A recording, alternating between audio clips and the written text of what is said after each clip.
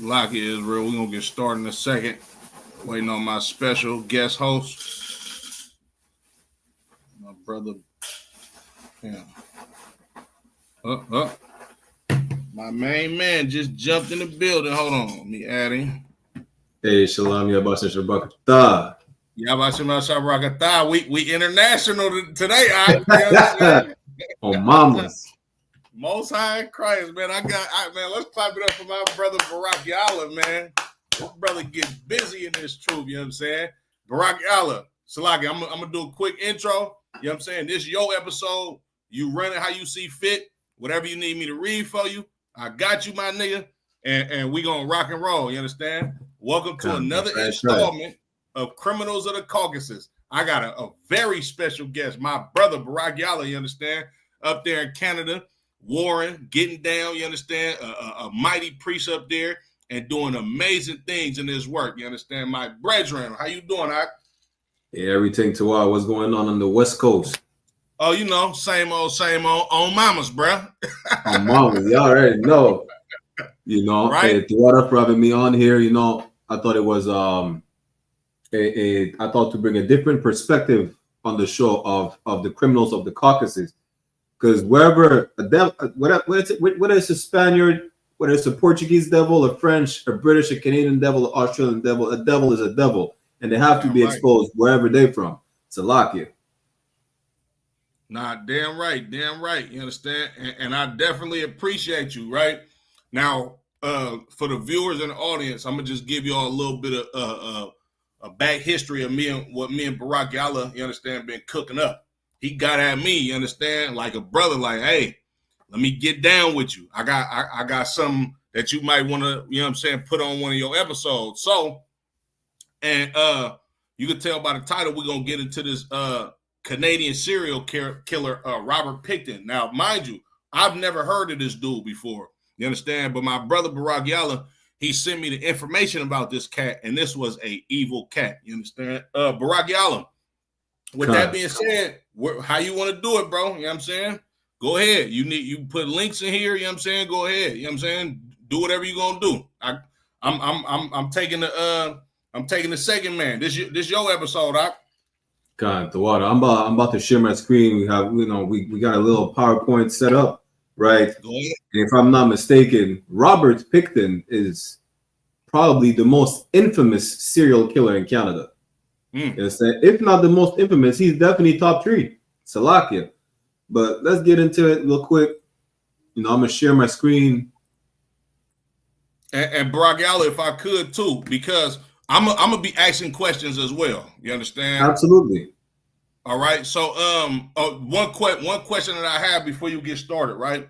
So as far as Canada and how close are you in proximity to where this dude used to live? So like you're close from him to me. Good night. That's the West Coast of Canada. Oh, I'm closer to him.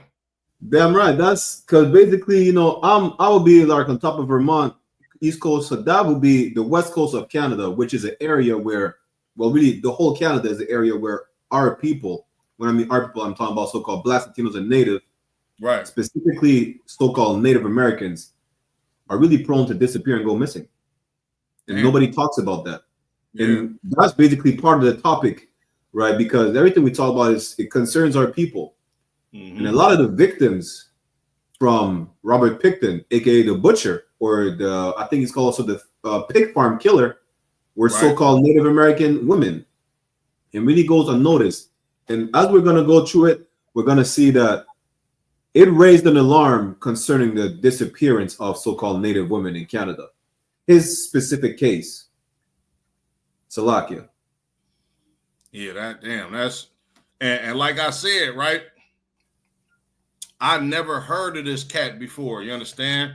And like you bringing out information that I wasn't privy to even after just doing a tad bit of research on him. Really, and the real reason why I really didn't do any research on him after you sent me what you sent me is because I know you can break it down better than the research that I'm gonna go find out there. So I'm really just leaning on you to educate not just the audience but me as well too, brother. God, no sweat. Well, let's get into it real quick. Yeah. Okay. Again, it raised the concern when it comes to the disappearance of Native women only because it got mainstream. If it wasn't for him, they would still be disappearing. Nobody would be talking about them, and they still don't talk about them today. Right. Right. We go to the first slide. Again, now look at the face of this devil. You can tell me that you could trust a face like this. It's a lot. Man. That's if I could too, Baraqyaahla, that's a scary looking cat right there. Like to see him, you understand, at nighttime. I mean, good night. You understand? Even in the daytime, but this is a strange, scary looking cat right here. Damn right. So we can start there. If you want me to read, that's Theb. No, I got you. I'm gonna read it for you. I got you. Okay, so it says, Robert William Pickton, October 24th, 1949 to May 31st, 2024. Oh, this devil just passed recently. We're going to get into that as well. Okay, kind. Also known as the pig farmer killer or the butcher, was a Canadian serial killer and pig farmer. After dropping out of school, he left a butcher's apprentice to begin working full-time at his family's pig farm and inherited it in the early 1990s. So just a perspective, or just to give a little background of the devil, we're going to see what may have led up, besides him being a devil and that being his nature, what may have led up to such behavior. And really, a little sidebar, right? He inherited his farm in the 90s. Residential schools in Canada were operating until 1997. Just so y'all know, right? But we could get into that another time. Next slide. Salakia. Okay, got you. Between 1995 and 2001, Pickton is believed to have murdered at least 26 women. Many of them were prostitutes from Vancouver's downtown east side. And real quick, go ahead. For the people who don't know, right? Just like a lot of these major cities, there's a big issue when it comes to our people. When they're oppressed, they result to certain activities. Let's name it like that, such as prostitution, drug addiction, whatever the case is. Right. A lot of his victims were Native women that our people are so destroyed, they can't even find employment. And because of they're so oppressed, they're going to result, they're known for their alcoholism problems. In Montreal, natives live under the bridge. Damn. They live outside under the bridge in Montreal, and they're just known to be smoking crack and getting drunk. Damn. And that's the sad part of it. But they're not known for being the original owners of the land. They're more known for their crack addiction. When that crack addiction results to them being so oppressed. Right. And they become even how can I say, more, for lack of better words, more susceptible to become victims because they don't have no wits no more. They're not lucid. Right. And nobody's protecting them. And even though Robert Pickton is on the West Coast, that's happening all over Canada. He was just the most popular one. So damn. So and just to ask a quick question, right? So you said in Montreal, the natives are living under a bridge? As a matter of fact, let me correct that. As of, I think a year and a half ago, they were doing renovations under the bridge. So they removed them from under the bridge. Damn. They live like what we call the metro is the subway. They live in the subway. And they used to have some shelters. One of the major shelters they had for our Gadite brothers and sisters was in Chinatown. The Chinese had it shut down because they were tired of seeing Gadites in their neighborhood. Wow. That's mind-blowing. You understand? Like, and to all you fake, just a quick sidebar, Baraqyaahla, to all you fake Israelites out there, and to all of you so-called Negroes out there that say the Native Americans are not the children of God, you got to be out your goddamn mind. You understand? Only a people that are God's chosen people has suffered like that in the earth. You understand? To live in a land that you're native to, right? But you the bottom of the totem pole it's a dead giveaway that this is God's chosen people. You understand? I just wanted to say that real quick, Baraqyaahla. Damn right. You want me to continue? God. Okay, got you. Pickton would confess to 49 murders to an undercover RCMP officer disguised as a cellmate, going on to say he wanted to make it an even 50, but he thought he was caught because he got sloppy. Wow. Good night. Listen, if this is not the criminal of the Caucasus, I don't know who this is. You know, damn right. And for those who don't know, the RCMP stands for the Royal Canadian Mounted Police. It's the equivalent of the FBI over here. Okay, and I was gonna ask you that too, because this don't sound like a regular local police department. Right. They serious. That's our FBI in Canada. Is the RCMP. Wow. You know. Okay. Gotcha. Imagine such a devil. Like, I'm not expecting him to have any remorse, whatever the case is. But he's boasting about talking about, you know what? I would have made it 50, but I was just sloppy with it. Imagine that. Damn. And this is the same people who telling us, yo, I just seen a clip right before you called me for the link, right? I've seen a clip of Booker T saying Hulk Hogan was not a racist. He asked Hulk Hogan, well, what did you think when I called you the N-word, a nigga? He said, I don't mind, but if I'm a nigga, I'm a good one. Guess what? I guess Robert Pickton too was a good nigga, right? Right. Salaki. Right. Damn. I'm gonna continue. In 2007, he was convicted on 6 counts of second-degree murder and sentenced to life in prison with no possibility of parole for 25 years.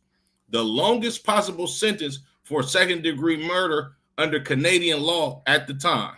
We're going to see that's a lie because he was eligible for parole, but we're going to keep that for the end. And that's the crazy part.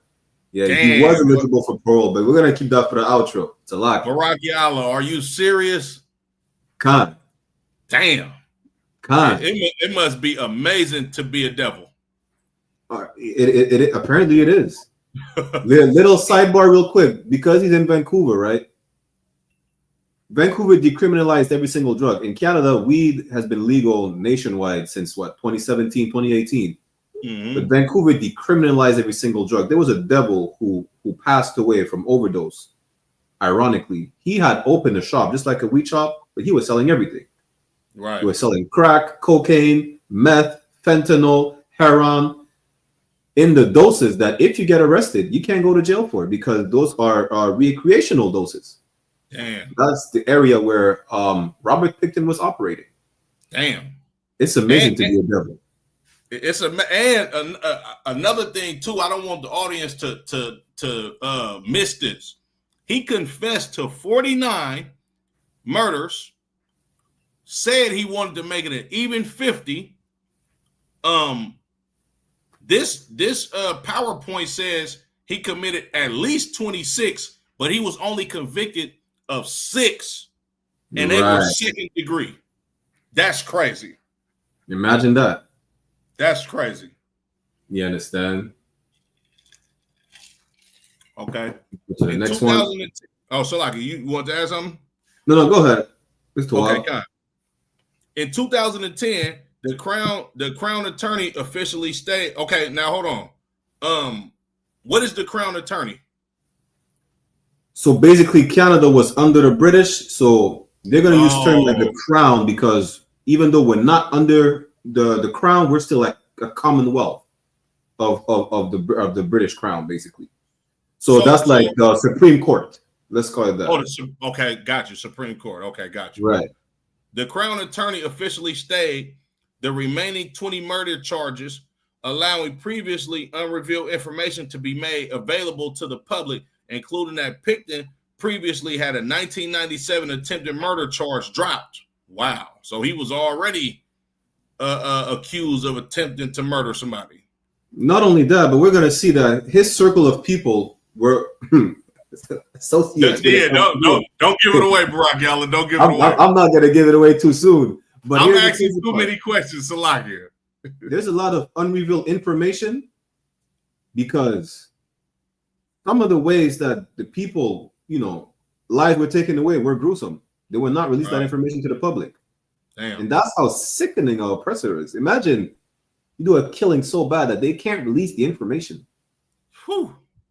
Like you could see different type of shows and movies, like criminal shows. You know, they talk about, oh, here's the history of what's the devil name again? The sodomite that unalived us. That he used to eat us. Jeffrey Dahmer. Jeffrey Dahmer, yeah. They gotta break down the story of Jeffrey Dahmer. Oh yeah, he was luring sodomite, black and Hispanic, and eating them, whatever the case is. You know, I have a special episode for you. Good night. Jeffrey Dahmer reminded me of this. I'm gonna hit you up after the show. But the point is, we gonna get it in for sure. They break down the story of Jeffrey Dahmer and they could give you some details. Imagine not being able to give the details because of how gruesome they were. That's not even the worst part. Right. And too, if I could too, Baraqyaahla, I ain't covered Jeffrey Dahmer yet. So if you want to get in, you understand? Look. And quick sidebar too, Baraqyaahla. We could damn near do this series until Christ comes. I know we will. You understand? Like this, there's no running out of these Caucasian criminals. From ever since Cain until the last white man standing. Right. Kind. I'm gonna keep going. If that's the wild. Kind. Crown prosecutors reason that that staying the additional charges made the most sense, since Pickton was already serving the maximum sentence allowable. Wow. Salakia, sidebar, because I know in the U.S. is different when it comes to the judicial system. Mm-hmm. When they say you're doing 25 to life in Canada, that's why they want to add up multiple charges, because after 25 years, you're released. Ain't no to life. It's just a term they're using, but 25 is the maximum sentence you get in Canada. That's why they would add on multiple charges. Wow. That's insane. That's insane. Just for our brothers and sisters in the U.S., because we have, even though there's a similar terminology, you can't do more than 25. So to do more than 25, you have to get multiple sentences. Okay, let me ask you this too, right? Come on. As far as the judicial system, right? Does Canada as far as the land, does Canada have like different states or the equivalent of states like America? We do. It's called provinces. They're bigger than states. Provinces. We have like, I think, 7 provinces as opposed to 50 states. Because this, Canada, that's how it's separated. 7 different provinces. Okay, are the laws the same in every province? It would differ from province to province, but pretty much for his crimes, they would be the same. Okay, got you. Because and the reason why I'm asking is because I'm out here in California, right? California has a fairly strict, you understand, judicial system, right? Especially for Blacks, Latinos, and Natives, right? But in California, if you get 1 year to life, you damn near never coming home. Good night. Yeah, it was a brother named George Jackson, right? He was originally from Chicago, but he eventually came to the West Coast. I believe he came to LA. Just a quick sidebar. But the brother got convicted of, I can't remember exactly what he got convicted of. And this was like back in like the 70s, right? This brother ended up getting 1 year to life and ended up serving 10 years on that sentence. And his brother tried to break him out of prison. I can't remember which prison it was. I want to say it was San Quentin prison, but I'm not sure. I'm gonna have to, or probably Soledad. I'm gonna have to go back and check. But anyway, upon him trying to break out of prison, the brother was ended up unalive. You understand, him as well as his younger brother and all of their accomplices. But he got 1 year to life. You understand, and they just kept denying him to come home every parole hearing. Good night. Imagine they kept denying you parole, but this devil right here was eligible for parole. Right. After being a serial unalive. Imagine that. The lock it. Yeah. I think you got to go to the next slide, Baraqyaahla. Come on. 1 second. There you go. Okay. It says, the discovery of Pickton's crimes sparked widespread outrage and forced the Canadian government to acknowledge the crisis of missing and murdered Indigenous women, excuse me, with the British Columbia provincial government forming the Missing Woman Commission of Inquiry to examine the role of the police in the matter. Dang. So British Columbia is the province. We were asking me about the equivalent of a state. They're in the province of British Columbia, right? So the provincial government, and the thing is, they were examining the role of the police in the matter. Why? Because you're going to understand why the police did not give a damn. As in Montreal, the area I'm talking about, which I live about, what, 20 minutes from the area when I told you live on the bridges. Right. At some point, you was able to find the bodies under the bridge. Native people, whether it's during the day, because, you know, they may get into a scuffle. You know how some people who have addiction act sometimes. Into a couple, they could get, get a blade injury, for lack of better word, salakia, or whatever the case is. They drop. Nobody cares. The police doesn't care. The police is involved in some of the missing Indigenous women. Damn. They're absolutely involved. They're not going to say that. They're not going to talk about it. They say stay on the res. You're not safe on the res either. You know?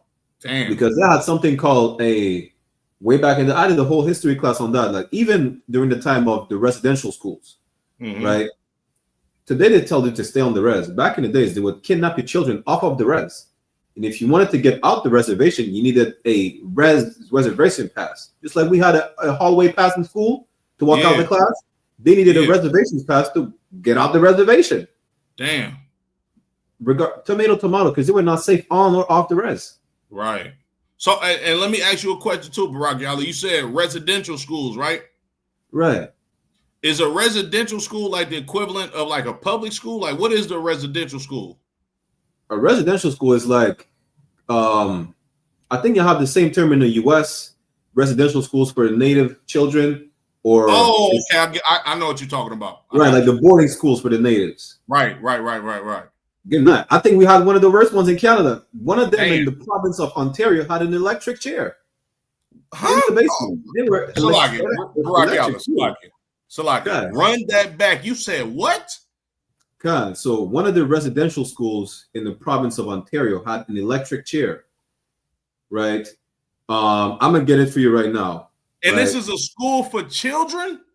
They were electrocuting children, not just for misbehaving, which regardless it's not justified for that, right? But just for small offenses as not being able to go to sleep at night or peeing their bed at night. It's a child pee their bed. They had that in Canada. Canada is not the Switzerland of North America. Right. It's not. Damn, I never heard of this, Baraqyaahla. Salakia, I have it right here. Let me stop sharing the PowerPoint for a second. Go ahead. The white man is the devil that the Bible speaks of. You understand? Like, damn right. How cruel of a beast do you have to be? And if you could, Baraqyaahla, I can't read it because it's kind of small on my screen. Read it for the audience, Baba Kashab. Yeah, I got it. It says Ottawa, which is the capital of Canada. Ottawa initially fought St. Anne's residential school electric chair compensation claims. Hold on. The capital fought against these people trying to be compensated for their kids being electrocuted? Damn right. The white man is the devil that the Bible speaks. This is crazy. God damn. I didn't look. Baraqyaahla. Baraqyaahla, quick sidebar, right? Me being a brother, like, I'm from Oakland, California. You understand? Like, as far as my knowledge of a lot of stuff outside of the Bay Area, you understand, or California in general, or just living in the typical ghettos of America, a lot of this stuff I have never been privy to. Besides when I came into the school and knowing how evil the white man is, especially Canada. I really don't know anything about Canada. You understand? But this is outrageous. Salakia. God, I mean, we could do a whole episode where, You see, we were all slaves, so-called Black Latinos and Native. Canada had unlike in the U.S., 2/3 of the slaves in Canada were so-called natives. And people would think, well, people are running away from slavery going up north. They're crossing, because we didn't have borders like that. They're crossing Detroit, up in Ontario, Vermont, up in Montreal and Quebec to flee from slavery, right? Right. Niggas were fleeing from slavery in Canada to the U.S. That's how bad it was too. Damn. Canada, the only difference, I keep telling people, it's the same history. The only difference is that we don't have a Confederate flag. Right. That's the only difference. And we have free healthcare. Slovakia. Damn. But jokes aside, that's the only difference. Right. But yeah, I could stop sharing that. I could go back to the PowerPoint. Slovakia. Yeah, go ahead. Yep, you all good. Like I said, this your show tonight, brother. You running it however you see fit. It's our show. I'm just a co-host. I'm a guest. a special one at that, man. Yeah. Let me clap my brother one more time, man. Baraqyaahla. You understand? Coming out here, laying it heavy. Hey, look, we international now. You know what I'm saying? I'm famous now. It's on.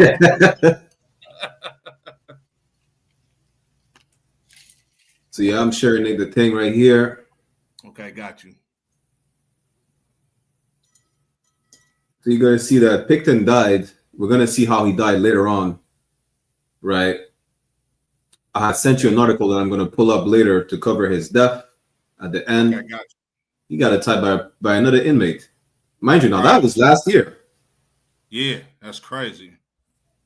It's a lot here. Let me go to the next one. Okay, got you. The Missing Women Commission of Inquiry was provincial public inquiry held in British Columbia, Canada.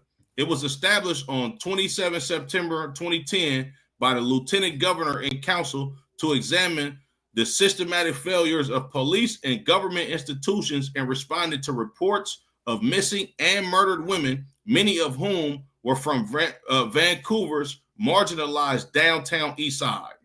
And see, when they talk about missing and murdered women, they don't make the emphasis on indigenous, because that's where the problem lies in the first place. Right. Any white girl disappear right now, we have Amber Alerts all the time. Right. None of the Amber Alerts that we receive, my phone goes off and I see Amber Alert, child disappear or got kidnapped by their parents. None of them are our people. Right. So they want to make it seem like, it's an issue with these women disappearing. It's an issue. Don't make it seem like it's an issue because they don't know white women are disappearing. They know. They advertise it all the time. They say such and such disappeared for whatever amount of days or whatever the case is. There's Amber Alerts all the time for white people. Hey, Baraqyaahla, that's why it's called an Amber Alert. That's for a little white girl that got damn right. When it comes to our people, they don't talk about nothing. Native women disappear every day.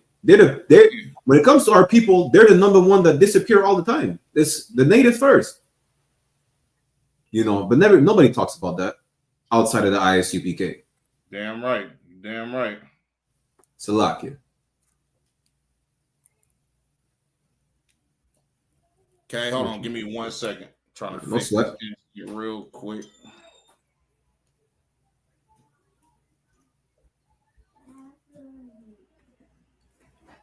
Okay, it says the inquiry was initiated in the aftermath of the arrest and conviction of serial killer Robert Pickton, who murdered multiple women between the 1990s and early 2000s. Its final report, titled Forsaken, was released in December 2012 and contains 63 recommendations aimed at improving policing, community support, and institutional responses. So they're basically talking about the whole movement that probably after his issue, right? The thing is that when was that movement in 1492? Absolutely. And in Canada, we have a different climate. We have a different type of cold. A lot of the bodies are not found in Canada because when they're left to die in the winter, we have wolves, we have bears that take care of the bodies. Wow. That's something that they will never talk about. Damn. Where was that in 1492? And Canada got abolished slavery in 1834. Right. Imagine that. Damn. So they're making it seem like, yeah, it's an ongoing issue. It was always an ongoing issue. We're gonna see down the line that some of his associates work with the police. And like I mentioned before, the police just don't give a damn. I made a whole clip on I Speak Here Toronto about this native sister that almost got kidnapped by East Indians. Nobody was gonna cover that until someone came in the hotel that East Indians were operating in Winnipeg, right around the Midwest. And because he filmed the ordeal on camera, that's when it got viral. And that's when it sparked up again. Well, we need to talk about missing Indigenous women because she would have went missing. And guess what the crazy part is, Ottawa, right? You see where they had the issue of the tunnels in New York with baby mattresses and blood on the mattresses. Right.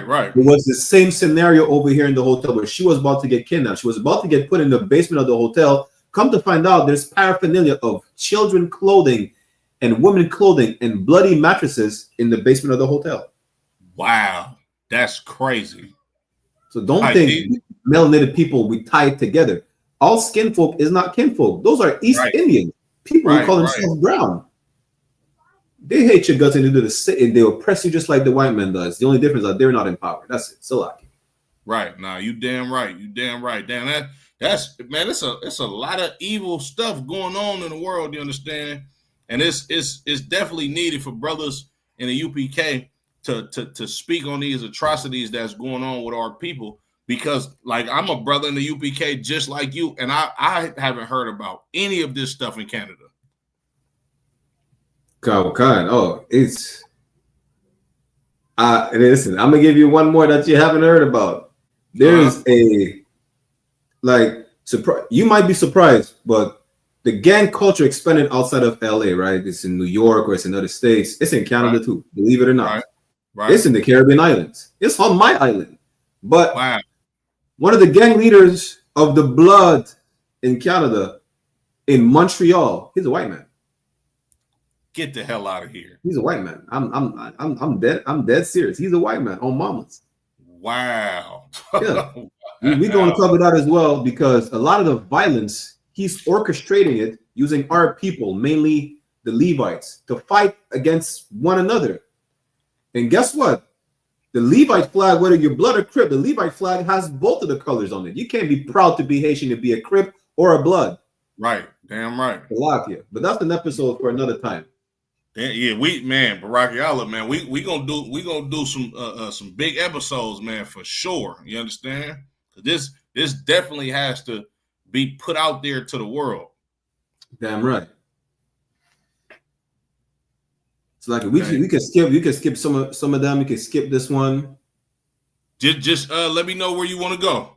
Yeah, I got the slides. Like when you sent me a excellent PowerPoint, and they got the slides numbered. You understand? So just show me which slides you want to go to. You can call it out by number. You could go on slide 11. 11. Okay, got you.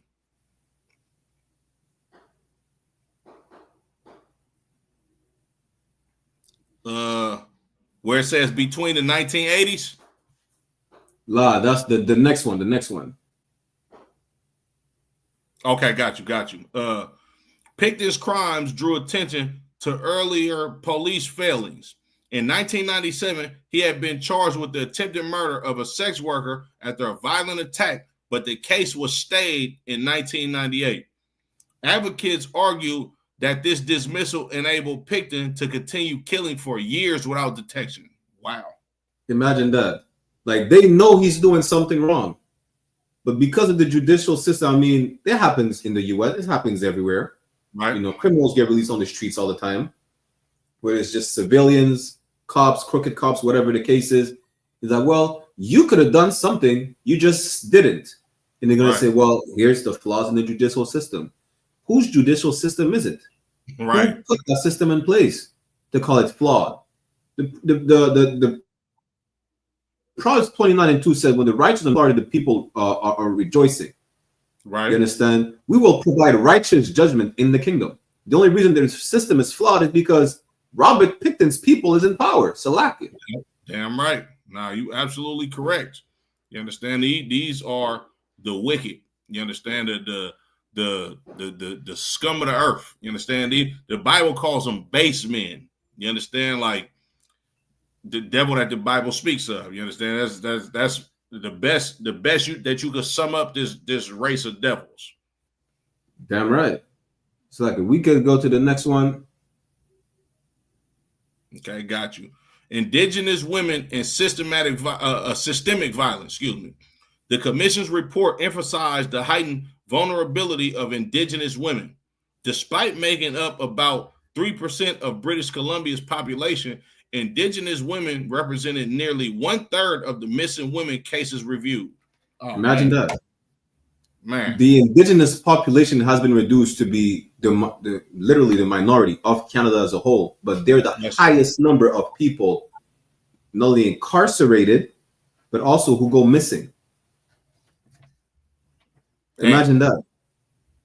Now you can't tell me that we're not the people of God. And then you can't tell me that, well, blacks, Latinos, and Native have to pick up themselves by the bootstraps. How? Explain me how. Right. Whichever province you're in, it's the same throughout Canada. It's not only isolated to British Columbia. Mm-hmm. And they're not even talking about the city of Vancouver. They're talking about in the province as a whole, right? They make up only of 3% of the population. Yet they're 1/3 of the women who go missing.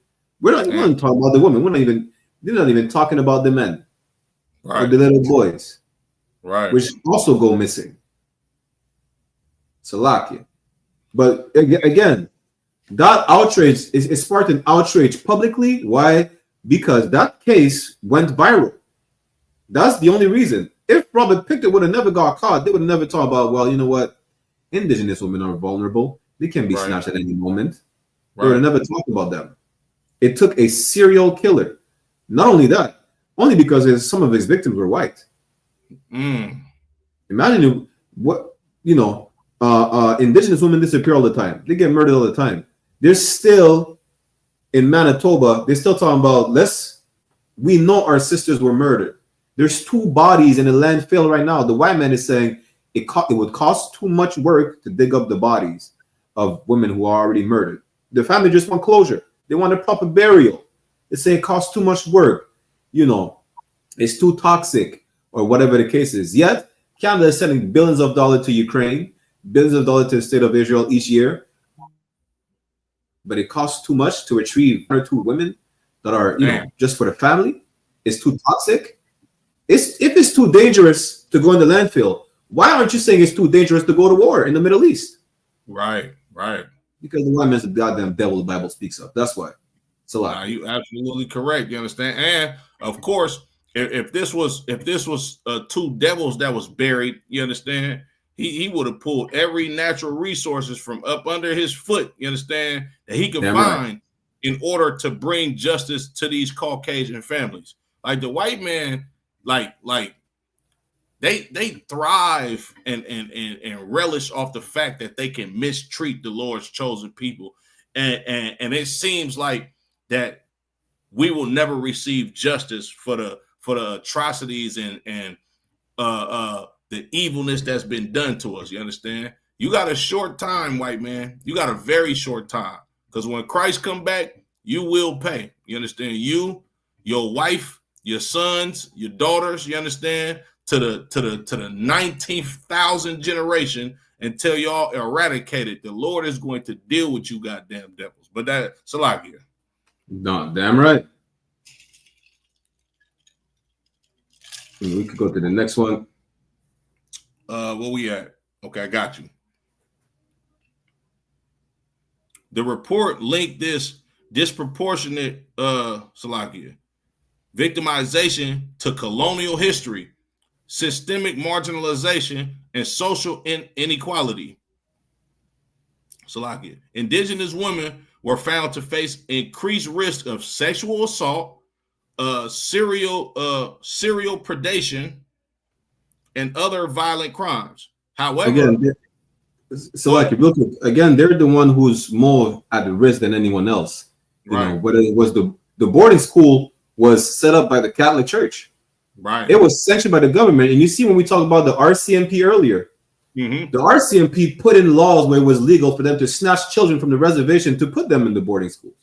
Hold on, Baraqyaahla. Hold on, Baraqyaahla. That's a lot. Run that back.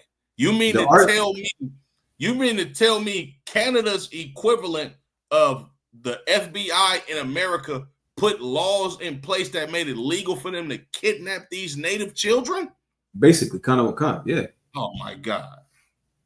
Yeah. Go ahead. They made it legal. Not only there was a system put in place that if you don't put your kids in school, we're gonna have the province, for lack of better words, my people in the US, the state, to come get your children because they have to be put in school. So you have to put them in school, right? You cannot leave the reservation to get your children. You can't do that because you need a res pass. Now, if you would omit to put your children in these residential schools or come and get them and they will not come back for obvious reasons of different types of assault, the RCMP, which is the equivalent of the FBI in Canada, put laws in place. I think in I forgot when, but we're going to cover that. But the point is, they put laws in place. They made it legal for them to kidnap children from the reservation, put them in the boarding schools for them to be, for them to have their culture stripped from them, them to be sexually assaulted damn near every day, and electrocuted in an electric chair. Oh, and this is what I wanted to ask you too, right? As far as the use of these electric chairs, do they electrocute the child until the child is deceased? I would not be surprised because they're discovering bodies till this day. They're discovering mass graves where these residential schools were, right? A lot of them were just getting electrocuted, not to the point where they died. Right. A lot of them died that way. And really, it was not every single residential school. It was this specific residential school in Ontario, St. Anne's residential schools. That doesn't make the other ones not as bad. Right.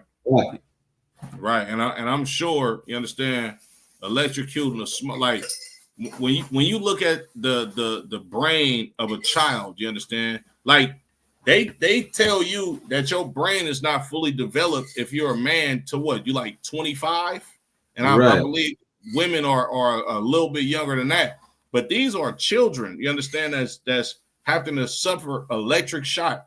I'm sure that's probably some of the reason why you have a lot of the native population up there in Canada that's on drugs. Absolutely.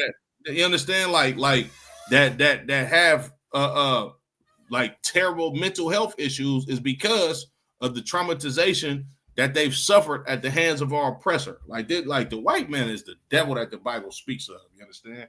Absolutely. And I'm glad you understand that you bringing this to everybody's attention, because I say almost every episode, I try not to forget to say this almost every episode, for the young Black, Latino, and Native American Indian brothers. We don't do these Criminals of the Caucasus series to glorify white criminals. You understand? We do it to number one, put a mirror, you understand, to white America's face to show them how evil they are. Number two, we do it to show our people, you understand, that the culture of our oppressor is their culture and it's not ours. So us being the chosen people of God, and us, you understand, needing to come back to our identity and our culture so badly, we should leave from criminality and allow these devils, you understand, to have their place in a criminal world and give them back their culture and take yours back. You understand? But I yield with that, Baraqyaahla.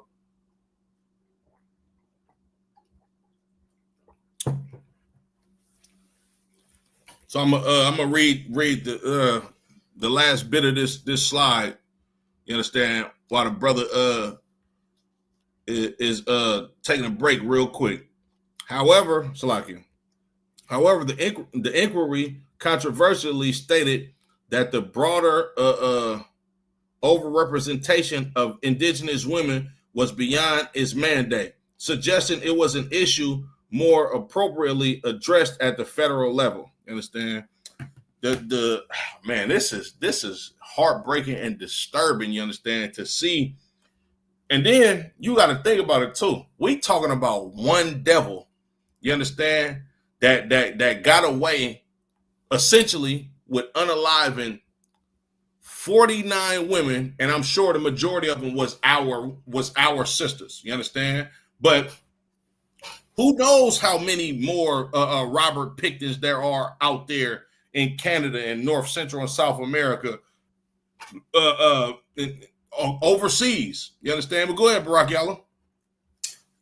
It gets more disturbing than just unaliving. Oh, because for those who don't remember that Robert Pickton is dubbed as the butcher, the pig farm killer. Y'all just keep that in mind. Y'all don't forget about that. We're going to understand why he was dubbed as such. You know, Salakia. Damn. Let me see. We could skip this one. Okay, let's go back into Robert Pickton. Basically, the one we skip is that they don't give a damn about Native women. They don't give a damn about blacks, Latinos, and Native women. They say they create an organization to watch over Native women. They're disappearing as we speak, and nobody's doing nothing. And the police is involved.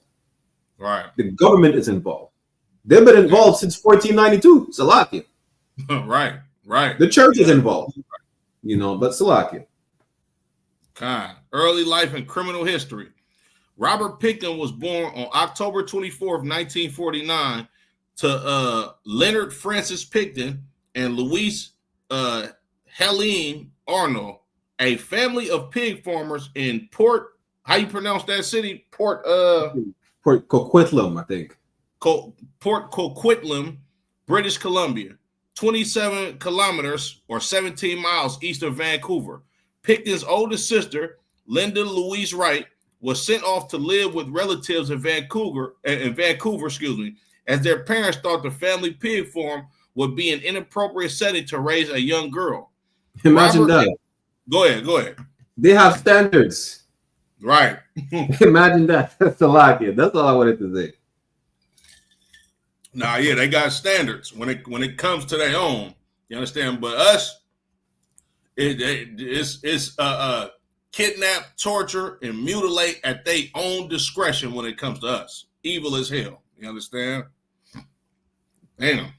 Without no discretion. Damn, Salakia. Right. Salakia. Robert and his younger brother, David Francis Pickton, began working at the farm at an early age. And their mother was very demanding, prioritizing the pigs over the brother's personal hygiene. Whoa. What the, that's how they get down. You understand? She cared about raising she cared about these pigs' health more than her own son's personal hygiene.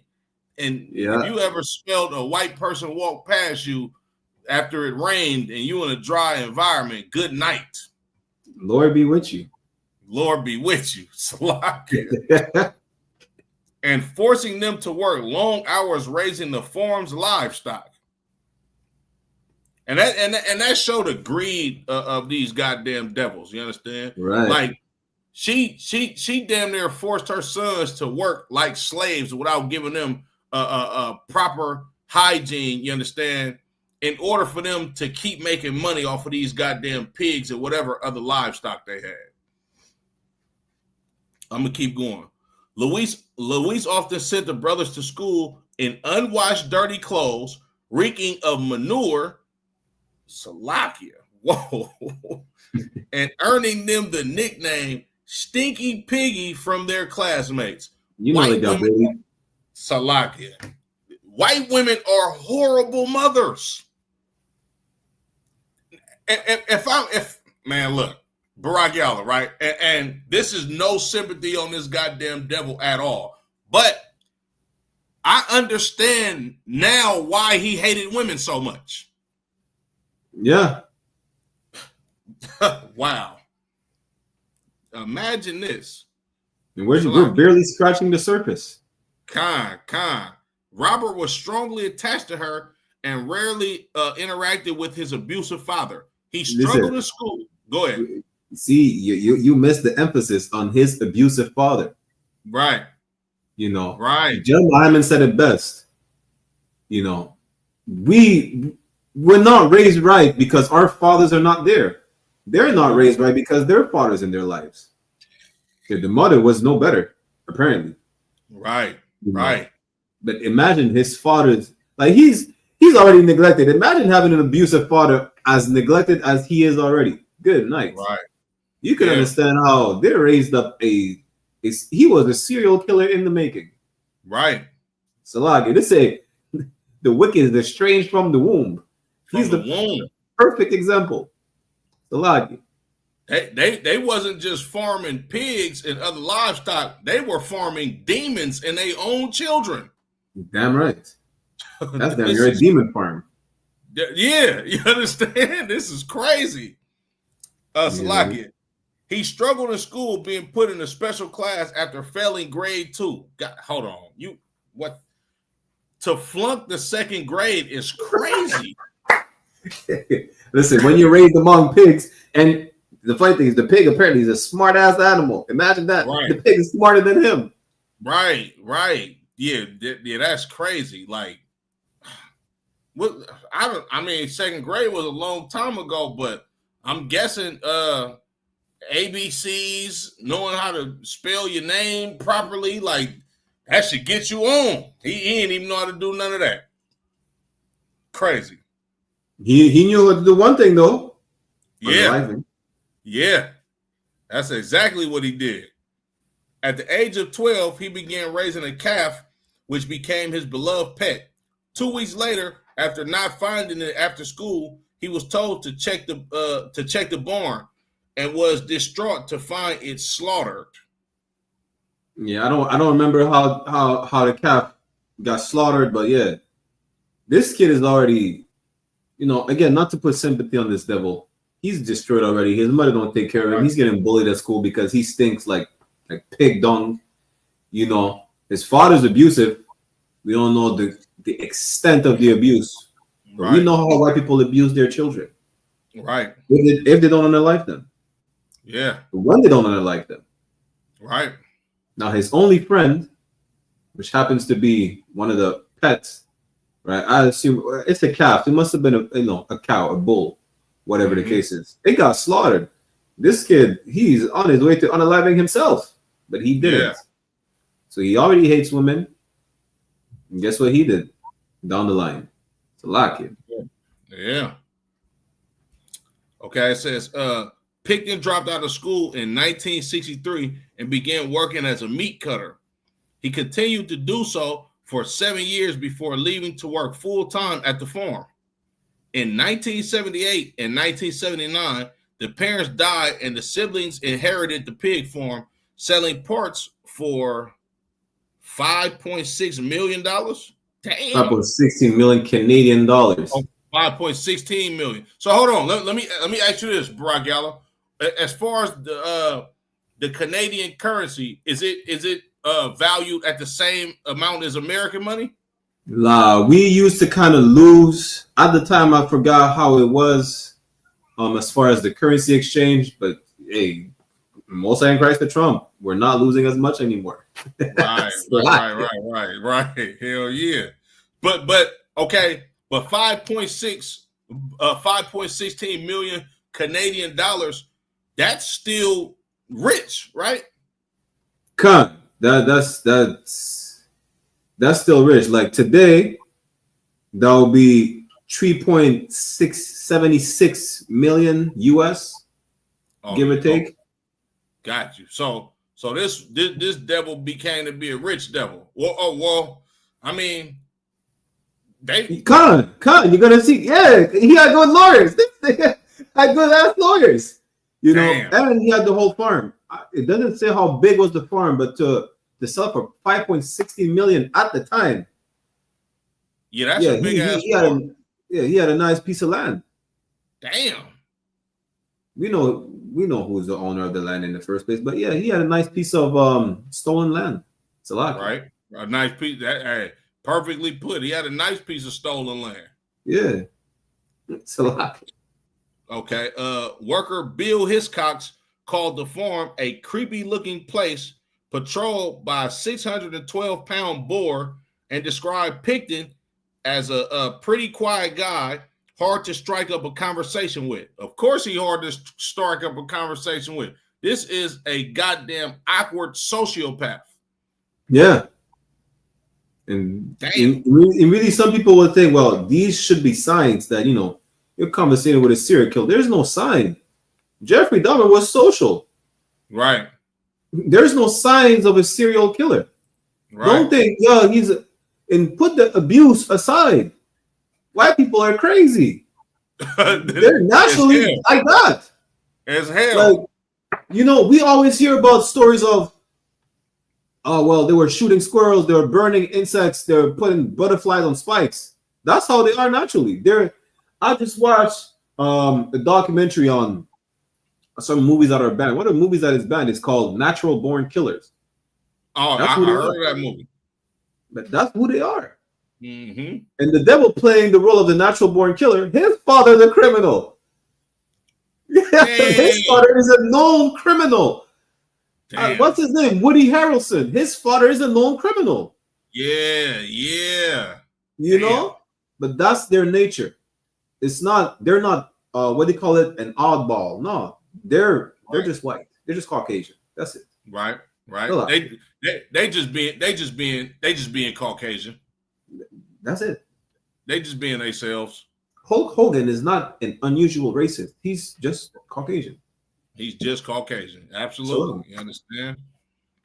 Salakia. It says, I'm gonna read that again. It says, and describe Pickton as a pretty quiet guy, hard to strike up a conversation with, whose occasional bizarre behavior, despite no evidence of substance abuse, would draw attention. See, that's the problem. People would think, he was a crazy guy. Regular white man. Right. They poor, right. They basically said this dude was so crazy, you would have to be on drugs to do the type of stuff that he was doing sometimes. Exactly. And he wasn't. Yeah, he wasn't. He was just an Edomite. He was just an Edomite. He was just a white man. That's it. He was just white. It says, Pickton became wealthy by selling parts of his farmland to property developers as the economy of the lower mainland grew exponentially.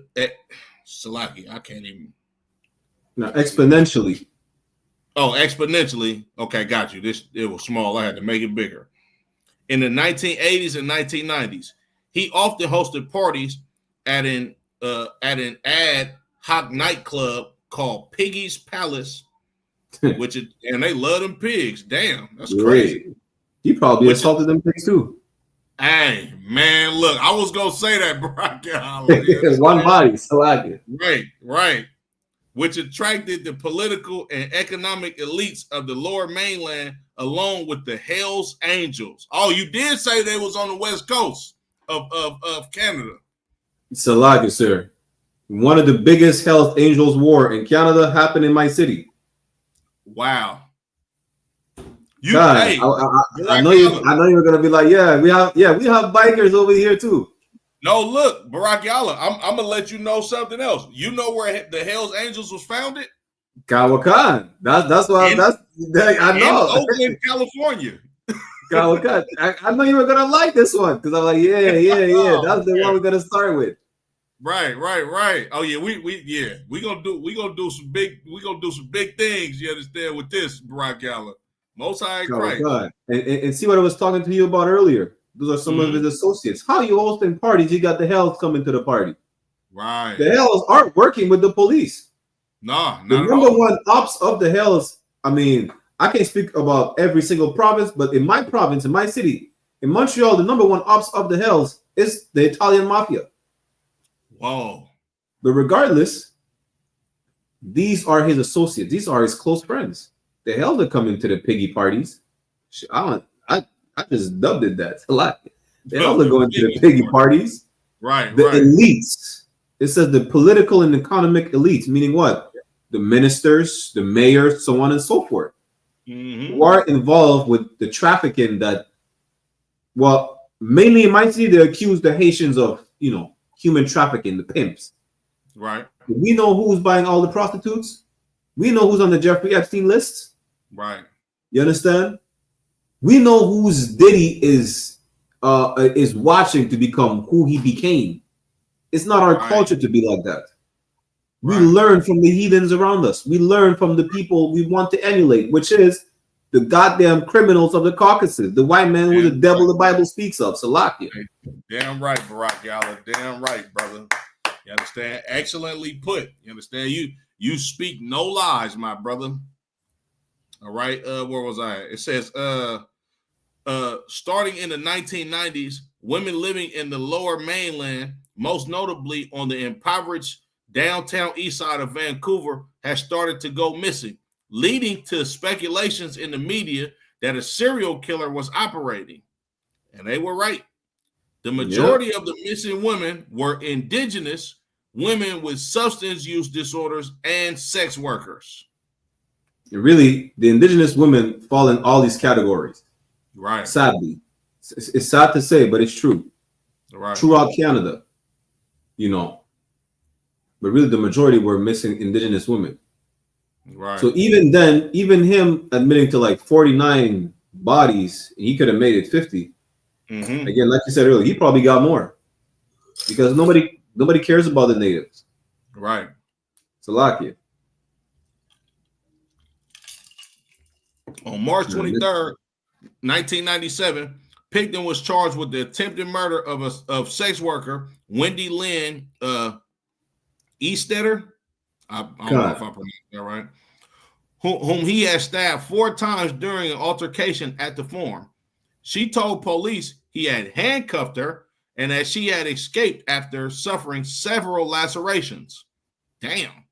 She told them she had disarmed him and stabbed him with his weapon. He sought treatment at Eagle Ridge Hospital while Eastetter recovered at the nearest emergency room. Imagine that. That was the start of his downfall. A victim escaped. That's what they were talking about. Well, you know what? Some of the charges were dropped at some point. Well, a victim escaped from the farm. Right. Imagine that. And he stabbed her in the lung. She's a children of what? I think she had 3 children. She's a mother of 3 children. Right. And if I'm not mistaken, that was a sister. Okay. That was one of the indigenous women. She had drug problems and so on and so forth. She was homeless at the time, like a lot of brothers and sisters, right? And he just scooped her up. And she was a sex worker, so she thought it was just regular business, Salakia. Right. At some point, she felt uneasy, right? Because I watched a documentary on it. She felt uneasy, and then she's like, "Yo," she watched behind. She's like, "Damn, he's gonna." Sexually assault her. Right. She wasn't ready for almost getting unalived. Right. And then she managed to escape. Salakia. It says Pickton was released on $2,000 bond, and the attempted murder charge against him was stayed on January 27, 1998, because Eastetter had drug addiction issues and prosecutors believed her too unstable for her testimony to help secure a conviction. Damn, the white man is the devil that the Bible. Damn right. Imagine you that. mean to tell me just because this sister had a substance abuse problem mean that she doesn't deserve justice for being assaulted and damn near unalived by this devil? And if I could too, Baraqyaahla, he was charged with attempted murder, right? His bail, okay, when it says his bail was $2,000, was this what he paid, or this is what they said the bail was? This is what they said the bail was. $2,000 Canadian. Today, it would roughly be like $1,450 US. But back then, probably even less. Okay, Baraqyaahla, let me ask you this, right? I don't. Are you familiar with how the bail works out there? Like, do they take percentages for bail? I forgot exactly how it works because someone broke it down to me. Mm-hmm. Right, I forgot exactly how it works. I'm gonna have to get back to you on one of these episodes. Okay, got you. And the reason why I'm asking, right, is because, right, I could just put it out. I'm gonna just put this out there. You understand? This is a quick sidebar. Of course, this is, and I'm gonna use myself as an example. This is past history before I was in the truth. This when I was a younger brother. You understand? I went to jail for a gun one time, right? It was an assault rifle. Do you know how much my bail was? And mind you, there was no shooting. It was really just me getting caught in possession of a rifle that I wasn't supposed to have. Nothing more, nothing less. Just me getting caught with the weapon. Do you know my bail was $210,000? Good night. And that's just for a gun that was not fired. You understand? And ultimately, if the case would have went to where I didn't get in any more trouble later on, they probably could have got it down to a misdemeanor or probably thrown out already for some illegal search and seizure. But the case went left and it went all bad. But my point I'm saying is it was $210,000, and I was like an 18-year-old kid at this time. You understand? But what is that? That's 10 times the amount of what he got charged for on an attempted murder charge. This is crazy. Listen, y'all got it bad in the U.S. Even some brothers that I heard of, right, with different situations, you're not getting that type of bail even for a gun charge. Because I don't know how it works in the U.S. You get caught with a gun, you do 3 years over here. Out there? You do 3 years, probably 5 if the gun is loaded. Damn. Yeah. Damn. That's how it is over here. But okay, but I get that because in some states like New York, they do you bad in New York. You understand? New York, you might catch a gun case in New York and probably really have to go do 3 years. California, if it's like a first offense gun case, you really don't have too much on your record. You probably can get it like a year or something like that. If you get caught with a gun, like while you're already fighting the case with a gun, then they'll probably give you like a couple years or something like that. But yeah, I mean, I understand. Some places in the United States, you got places that got open carry states. Right. You understand, to where they not really tripping off a gun. Like you got some states that you don't even have to get a permit to get a gun. You could just walk into your nearest Big Five or Dick's Sporting Goods and go buy you a shotgun. You understand? Or a pistol. I heard. Listen, you need a proof of address. I'm like, damn. Let me get my green card. Right. Send me you know. But over here, I think the laws changed too because the previous prime minister, he banned the imports of handguns. So, which is a big problem right now because a lot of the crimes are made with handguns that come from the U.S. Yeah. If you were previously a gun owner, you had your handgun, you don't have to relinquish it. You just keep it. You can't sell it or transfer the ownership over here until further notice. And they're pushing laws for us to get back our handguns. Damn.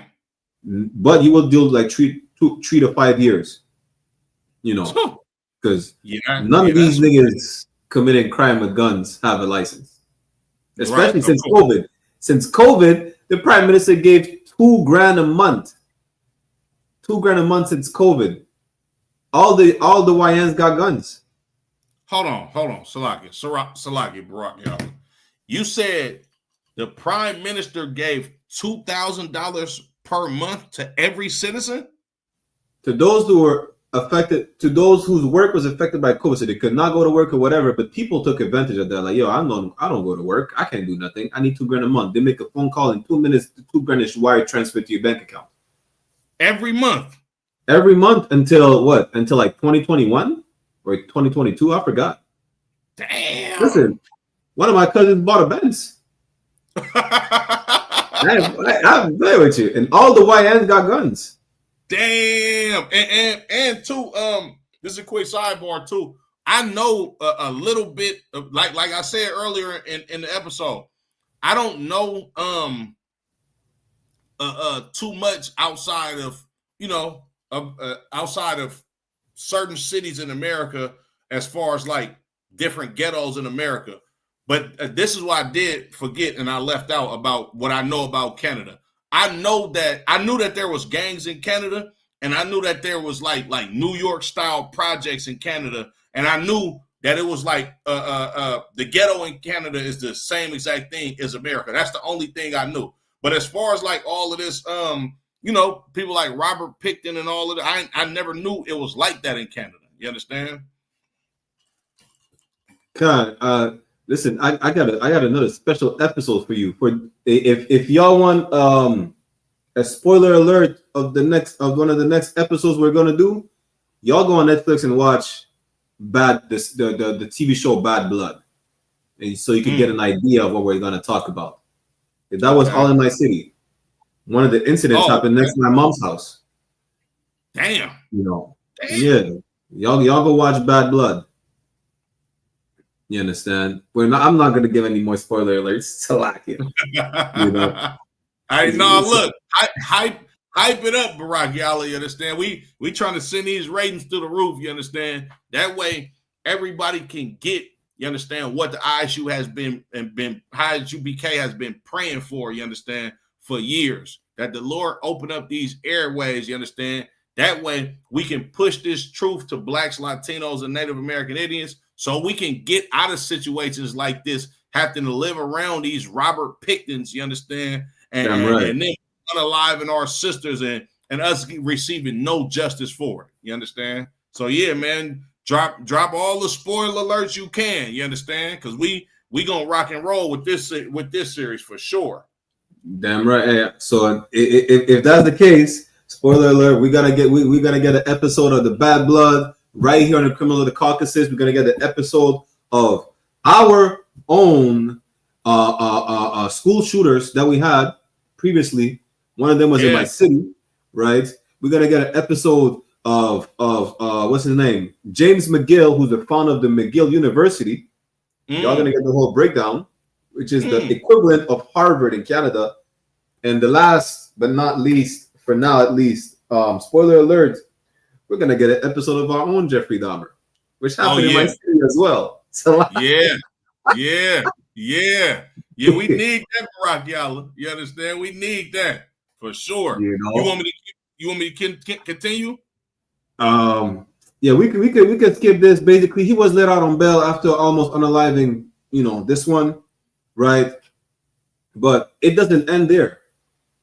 He got a fine for like a grand and like 30-day probation for some rape that he did. That's the crazy part. Imagine that you get fined $1 grand and 30-day probation. Damn. And again, it's just to show you our press is such a devil. They're saying the victim was deemed too intoxicated. They never said she was high during her testimony.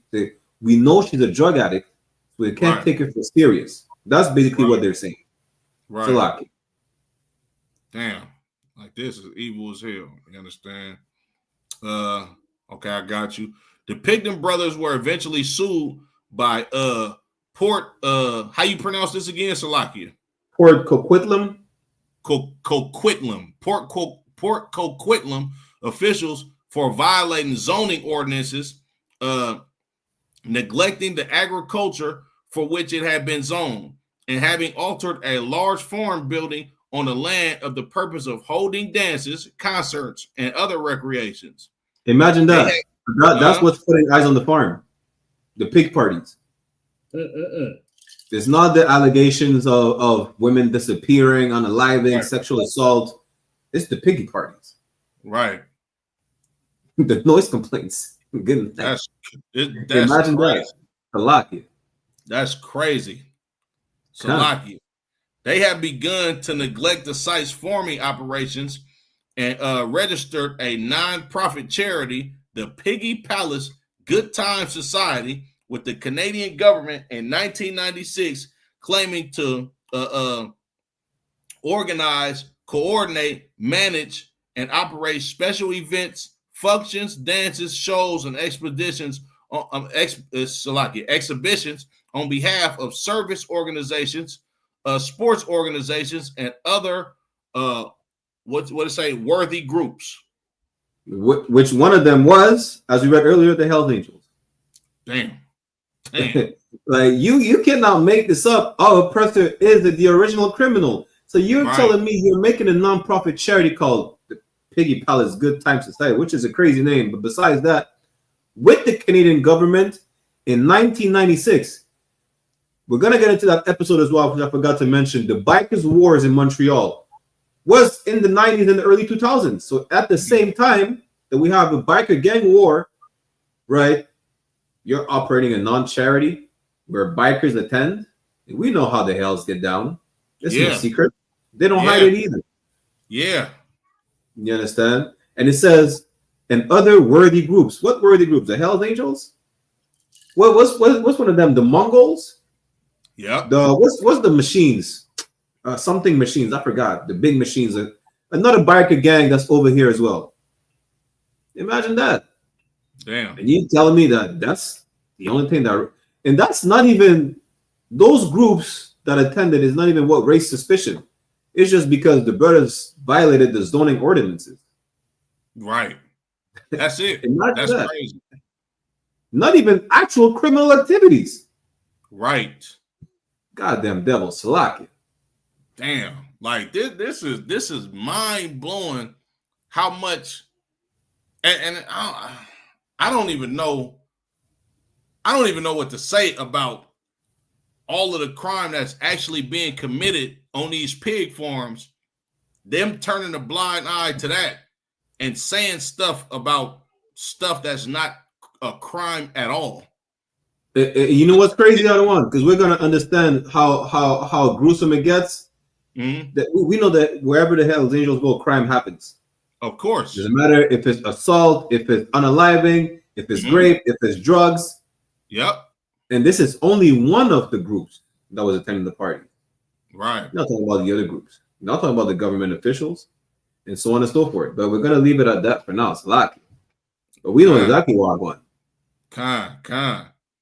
It says, its events included raves and wild parties. We know what raves and wild parties are. Featuring Vancouver sex workers and gatherings in a converted slaughterhouse on the farm at 953 Dominion Avenue in Port. Damn, I can't pronounce that for the life of me. Coquitlam. Imagine that. They had a bloody freak off. Right. Damn. They had a freak off in the slaughterhouse. In the slaughterhouse. What they say? There's no other profane person as Esau.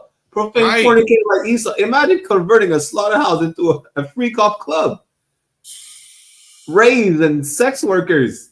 That's an Epstein party in Canada. Right. Yeah, and the Lord said, since they didn't hate blood, I'm preparing. You know, they love this. You understand? Blood shall pursue thee everywhere you go. Oh my God! He's like, man, blood pursue me? Nah, I pursue the blood. Right. Imagine that, Salakia. This is outrageous right here. Wow, hold on. So I'm gonna keep reading. These events attracted as many as 2,000 people, and members of the Hells Angels were known to frequent the farm. Wow, 2,000 people at a bloody Diddy party is insane. The bloody Diddy party is crazy. Wow. And you know what's crazy is they kept saying the Hells Angels were known to frequent the farm, meaning it was common for them to come over there. Right. And if I could too, Baraqyaahla, you know they bought the good stuff. Oh, yeah. Everybody was intoxicated at these parties because we know what's going on in the rings. Right. Of course. And mind you, it doesn't say party event, it says wild parties. Wild parties. Yeah. Listen, hey, I'm shalom. Man. It says, subsequently, the Pickton brothers ignored growing legal pressure and held a 1998 New Year's Eve party, after which they were faced with an injunction banning future parties. The police were authorized to arrest and remove any person attending future events at the farm. The society's nonprofit status was removed the following year for inability to produce financial statements. Imagine that. Go ahead. So you get your nonprofit status removed for being unable to produce financial statements, not for allowing criminals to come over. Not at all. Salakia, I had to point that out. Not allowing allowing these wild parties. You understand? And it says these wild bloody parties. These wild bloody parties. That's crazy, man. Salakia. It says an employee of Pickton found several purses belonging to the missing women from the downtown east side and reported Pickton to the police. The police conducted 3 searches of the farm but found no evidence. In June 1999, the police received a tip that Pickton had a freezer full of human flesh in his farmhouse, which the police ignored. That's not even the crazy part. A worker found purses, which is victim paraphernalia. Yeah, the police said there's no evidence. There's the evidence. He found the purses. If that's enough, if that's not enough evidence, what do you mean? They were just attending the parties and never to be seen again? Right. That should be enough evidence. Again, the police is involved. It's a lot, Baraqyaahla. That's like you committing a crime somewhere. They finding your fingerprint at the crime scene, and they saying, "Oh, this fingerprint is not enough evidence to convict this person." Hey, listen, you got a president with 52 felonies. Oh, Salakia. I forgot. I forgot. Salakia. I look. I've been in the UPK for a short amount of time. You understand? And sometimes I do not remember that I live in a righteous society amongst my own people in a society that is not righteous. Right. I forget sometimes. So my bad. Salakia, Baraqyaahla. Niggas have to remind me it's Christmas when it's Christmas. I'm like, what do you mean? Right. It's the 25th tomorrow. Oh shit. No wonder the store closed early. No wonder I couldn't go to the grocery store today. I forgot. Yeah, I walked to the grocery store like, why is it closed? Why is there no cars in the parking lot? Yeah. I'm like, damn. Oh well, shit. No liquor today. No liquor today. It's a lot. But again, the police were given a tip on, this man has human remains in his farm in the freezer. In the freezer. They will. What's the name of the sister? Breonna Taylor. They didn't even bust. They shot through the walls, unaliving her on the false pretense that it was not even the right house. It was the wrong address. Whether it was the right address or the wrong address, the way they did it was absolutely wrong. They just fired through the walls. The sister was unalive, right? They get a tip of drugs anywhere when it comes to Black and Hispanics. They come in, you go to jail. You probably don't even go to jail. You go in a cemetery. The man, you're being told this man has human body parts in the freezer. You just ignore it. And then you can't, and then you're gonna say down the line that there is no agenda against our people. Right. It's not drugs. Even if it's drugs, go investigate. Right. It's a crime. Whatever the crime is, investigate. Right. The thing is that you don't need to invest. Criminals will not investigate other criminals. Absolutely. Unless they try to take out the competition. Right. If they work hand in hand, what's the point of investigating my associate? We're doing the same thing. What is it? The white man likes to say, we're in cahoots. That's what the white man likes to say. Mm-hmm. Right? They work hand in hand together. Of course, they're not going to investigate because some of the bodies, the police probably provided them. Right. And I'm saying probably because, again, the police is involved in these missing indigenous women disappearing. But we don't know if they actually provided them. They probably just turned a blind eye. You're guilty nonetheless. Absolutely. And if I could too, Baraqyaahla, like if somebody's listening to this, you got to be a goddamn fool to believe none of these police officers attended these wild parties. I was gonna say the exact same thing. They attended the parties too. Right. You got to be out your mind to believe that a white man that has a gun and a badge on his off day, he's not going to go participate in wild, bloody fun. That's his favorite pastime. And especially knowing, like, because I know you're familiar with the Hells, knowing that it came from Northern California. Right. The thing is that we know the police works with the bikers. Absolutely. It's a known fact. So to say that they don't have friends or family members or even associates that are attending the parties, they all attended the parties. The Epstein list, they got the Pickton list. It's a lot. Yeah. And not only just the bikers, but organized crime in general. The police are a part of it. You understand? Whether they on the payroll, whether they're related to some of the criminals, you understand, so forth and so on. Damn right. Into the next one. Okay, it says discovery and investigation. On February 6, 2002, police executed a search warrant for illegal firearms at the Pickton property. Both Pickton brothers were arrested, and police obtained a search warrant using what they had seen on the property to search the farm as part of the BC missing woman investigation. So BC is short for British Columbia, but you mean to tell me that a tip? Well, first of all, a worker found the purses of the missing woman. Then you get a tip that there's bodies in the freezer, and it's not enough for you to start a search warrant, to get a search warrant. Man, that's in the 90s.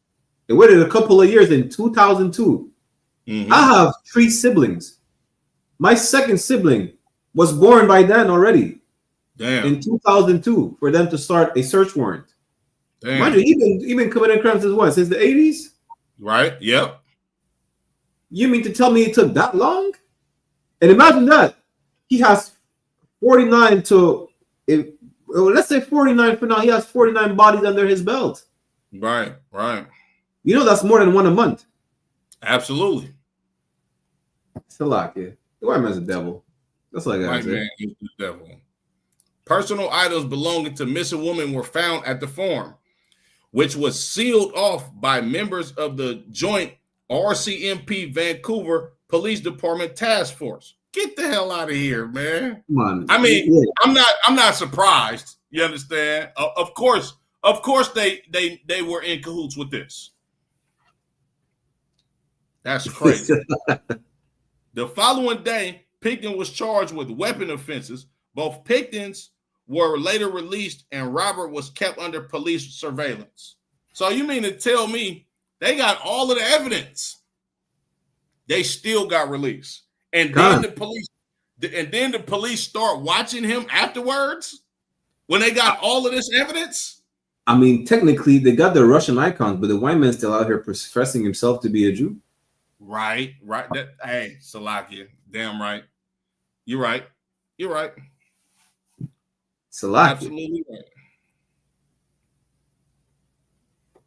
On February 22nd, 2002, Robert Pickton was arrested again and charged with 2 counts of first-degree murder. The deaths of Serena Abatwe and Mona Wilson. So they just let him run amok until he gets arrested for murder. I mean, mind you, he said, shit, I got 49 under my belt. I would have made it 50 if I wasn't sloppy. Right. And I think Serena, if I'm not mistaken, Serena is a sister. I forgot, but if I'm not mistaken, she's a sister. I ain't gonna lie, Baraqyaahla, that name Serena, that's like a damn near a dead giveaway that she's a sister. Especially the way it's spelled. Right. That's damn near a dead giveaway that this is a sister. Hey, Mona probably a sister too. I ain't gonna lie to you, yeah. On April 2nd, 3 more charges were added for the murders of Jacqueline McDonald. That's definitely a sister. Jacqueline, that's a sister's name. Salakia. Diane Rock and Heather Bottomley.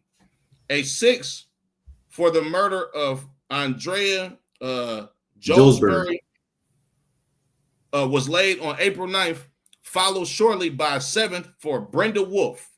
You know that's a sister. When you see the name Wolf like that you know that's a native over here in Canada. Oh, okay. Got you. On September 20th, 4 more were added for Georgina Papin, Patricia Johnson, Helen Hallmark, and Jennifer Forminger. Did I pronounce that right? Kawakan. Okay. Another 4 for Heather Chinook, Tanya Hollick, Sherry Irving, and Inga Hall were laid on October 3rd. On March 26, 2005, 12 more came for Cara Ellis, Andrea Borhoven, Deborah Lynn Jones, Manny Frey, Tiffany Drew, Carrie Koski, Sarah DeVries. DeVries, is that how I pronounce it? Khan. You don't pronounce the S, the Khan. You said I don't pronounce the what? The S, DeVries. Oh, DeVries. Okay, got you. Cynthia Felix, Angela Jardine, Wendy Crawford, Diana Melnick, and Jane Doe, bringing the total to 27. Good night. This man is on a streak. It's a lot. This man is just piling up bodies. Just doing what he do. Just doing what white people do. That's it. Right. Just doing what white people do since 1492. That's a shirt. Salakia. Clip that. Clip that immediately. Excavations continued at the forum through November 2003. The cost of the investigation is estimated to have been $70 million by the end of 2003, according to the provincial government. I need to pause you right here for a second. You know why? Because Justin Trudeau, the previous Prime Minister of Canada, said regarding providing clean drinking water to the reservation, it will cost too much. It will cost too much to provide clean drinking water. It will cost too much to have to pay people to operate sanitation operations in the reservation. It will cost too much. It will cost too much for excavation operations for these 2 sisters I mentioned to you earlier in Manitoba. Right. Yet they spent $70 million in a year. In a year. You understand? Only because white women were involved as the victims. Right. But it cost too much. Listen, Salakia, as a matter of fact, this year we had a big heat wave throughout the nation. Everywhere we had a heat wave around the globe. Mm-hmm. In the city of Toronto, they started. I think the city of Toronto, I forgot, one of the cities. They were paying people to start passing out bottles of water because of the heat wave. Yet it costs too much to provide clean drinking water to the reservation. Yeah. And y'all spending $70 million in 2003 for excavations. You barely need $1 million. Shit, we go out here work for free to make sure they have clean drinking water on the res. Right. The church said it costs too much. Canada said it costs too much, yet they provide billions of dollars to Ukraine, billions of dollars to Palestine, to Afghanistan, to other countries, to the state of Israel, and spend $70 million in a year, or maybe less than a year, a couple of months in 2003 for excavations because white women are involved as the victims. Right. But it costs too much to just not even give the land back just for clean drinking water on the res. Damn. Salakis. Yeah, I mean, what you saying is heavy. You understand? Oh, Salakia. Go I ahead. forgot to mention. Go ahead. This is the crazy part. I spoke to a native sister with Malam a couple, like 2 years ago. She's from Vancouver. They said when it comes to clean drinking water, they give compensation, right? Mm-hmm. Here's a twist, though. You have to fill up a form, and you have a due date to fill up the form. If you miss it, too bad for you. Damn. If you do, though, guess what? You get compensation. You know what the compensation is? What is it, Baraqyaahla? Just over $100. You can only get it one time. Get the hell out of here. Kind. You serious? Kind of what kind? She sent me the form. Wow. I went over it. It's just barely over $100 Canadian. That's barely today's barely over what? 70 US? Damn. 75 US? That you get only one time, and if you're still affected after that, you can't file for another one. But Salaka, that was it. Man, these goddamn devils are evil as hell. Salakia. Damn. Yeah, that's mind-boggling. In the meantime, all buildings on the property, except a small barn, have been demolished. Forensic analysis proved difficult because the bodies may have been left to decompose or be eaten by insects and pigs on the farm. This is where we get to the gruesome part. So you mean it, and I kind of seen this coming. He was feeding these sisters to pigs? He was feeding all the victims to pigs. And since we're already here, he's on a pig farm. That's his business. He was slaughtering the pigs too and feeding the pigs back to the people.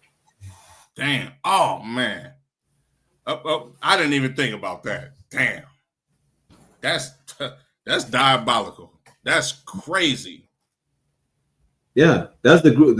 That's what he's dubbed the pig farm killer, the butcher. He has body parts in the freezer. He's feeding them to the pigs. Forget about the insects. Forget about the worms. It would have been more honorable to be fed, to be eaten by the worms. We're getting fed to the pigs, and the pigs are getting fed back to the people. Whether it was us or other heathens, it doesn't matter. They were doing that in slavery too. In slavery, they were killing us, feeding us to the pigs, and they were giving us the pigs they were feeding us to. Right. Nothing changed. The only difference is that we have what? Cell phones and Teslas? Right. It's the same goddamn time.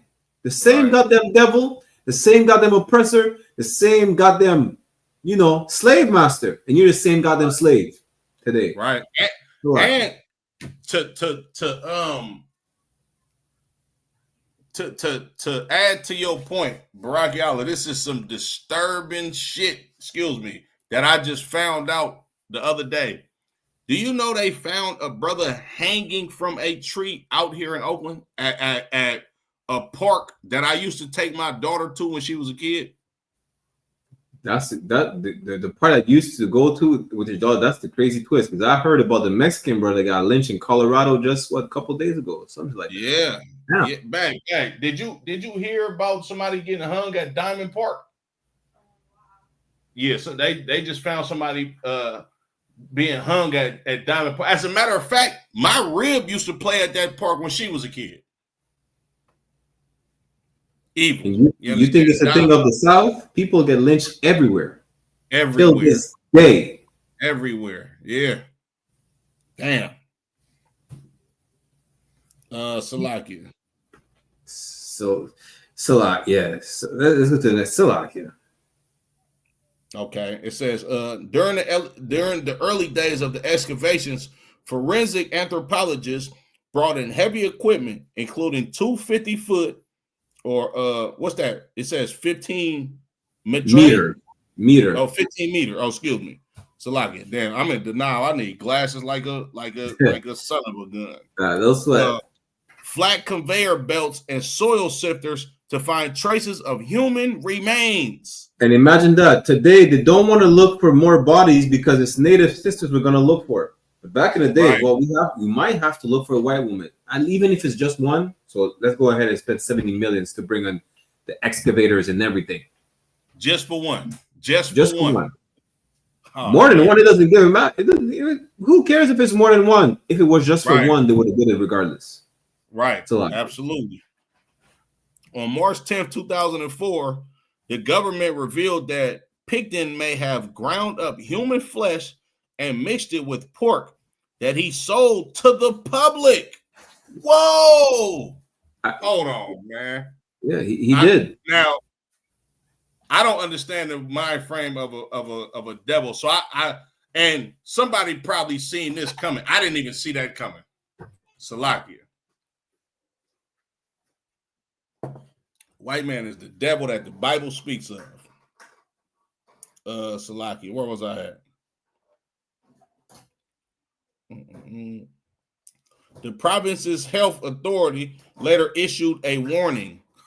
So you mean, hold on, man. They had a recall on ground pig saying that it may contain human DNA. Wow. Salakia. Another claim was made that he fed the bodies directly to the pigs. In 2003, a preliminary hearing was held in the clothes and rubber boots that Pickton had been wearing during the Easter assault were seized by police from the RCMP storage locker. In 2004, lab testing showed that the DNA of the two women, Borhaven and Ellis, were on the items. Oh, so they found real evidence. There's always been real evidence. I mean, yeah, but you know, they found undeniable evidence. I mean, the purses was undeniable. You understand? The shit. I'm Salakia. Yeah, there. You're right. There's always been real evidence. They got a tip his body parts in the freezer. It was body parts in the freezer. They found the victim's purses on his property. And then they found the DNA of the victims on some of his clothes. It took and you know what the crazy part? Man, go ahead. The crazy part about there's good night. You know it's a farm, right? We know what farms do. This apply to grocery stores. Yeah. Lord be with you.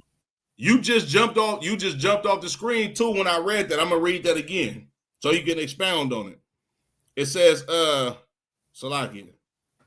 It says, on March 10th, 2004, the government revealed that Pickton may have ground up human flesh and mixed it with pork that he sold to the public.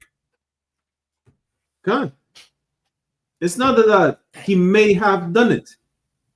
You know, they've been doing this since slavery, even before slavery. It's not like they came to the quote unquote new world and starting that practice. Pigs eat everything. Everything. They know how to get to dispose of a body without any traces left. They feed it to the pigs. Pigs. Listen, I was in Ecuador in 2019. The owner of the farm, who's a brother, all the garbage, we feed it to the pigs. There's nothing left.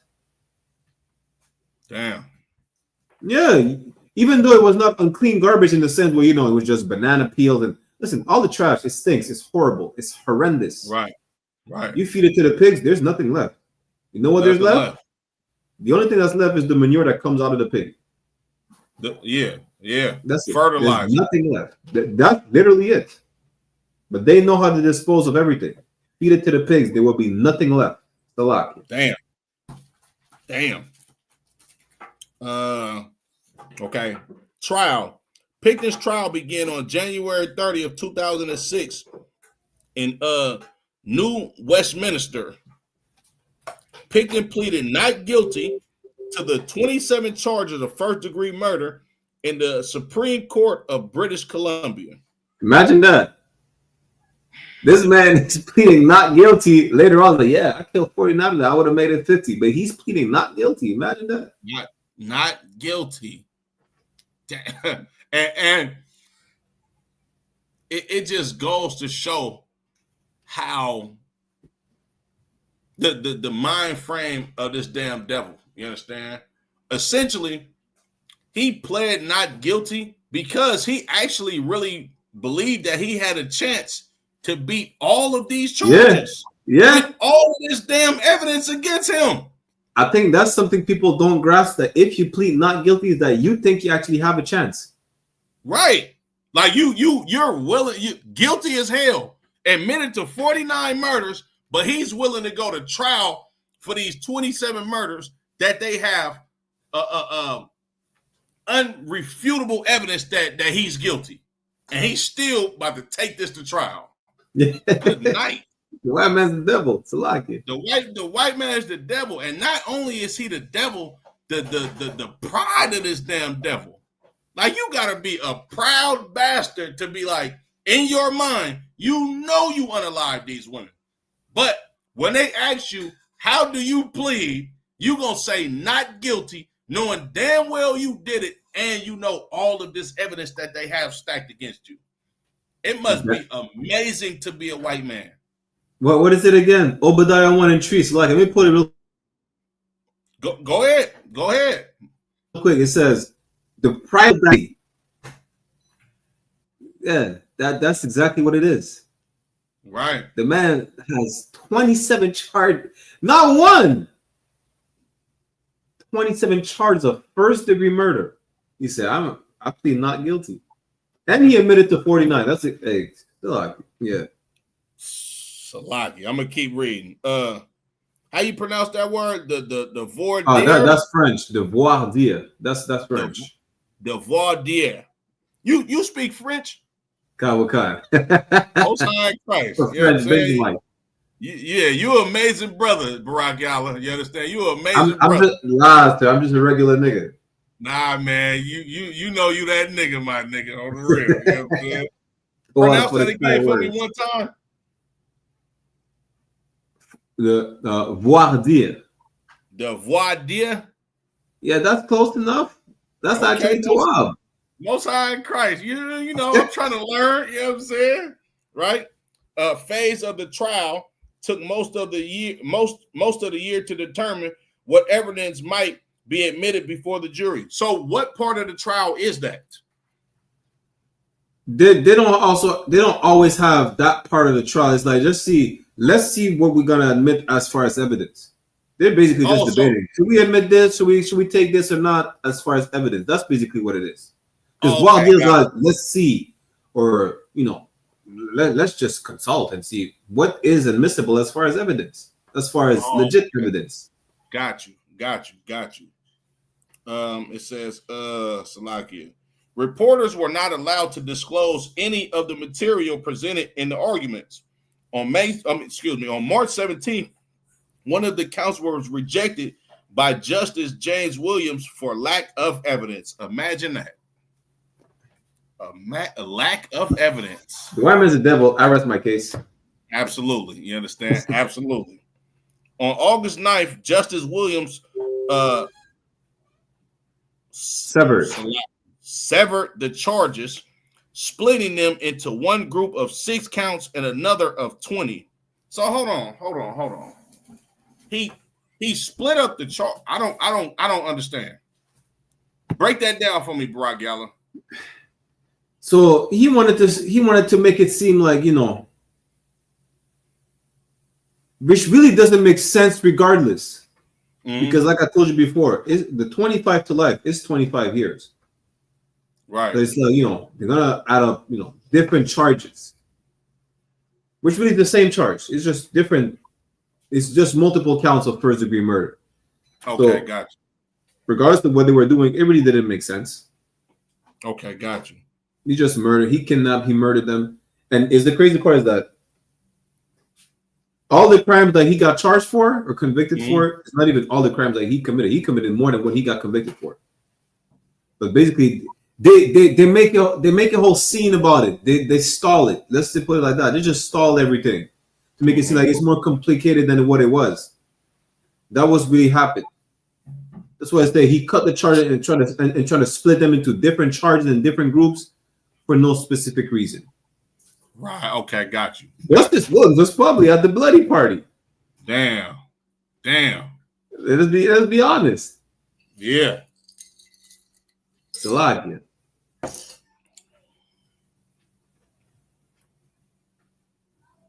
We almost through with this. Bear with us a moment. And to y'all for rocking out with us. We definitely appreciate it. Hey, Baraqyaahla, man, this is an excellent episode, my brother. Yeah, I appreciate the kind words.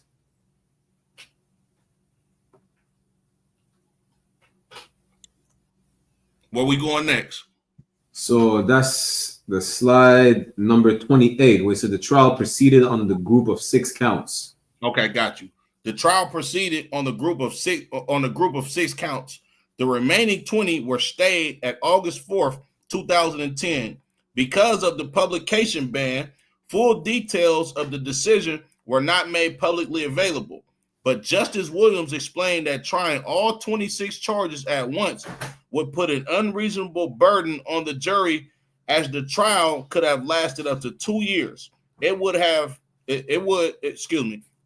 also have increased the possibility of mistrial. That's another reason why he split the charges, which they were all the same. Right. So the devil is just stalling.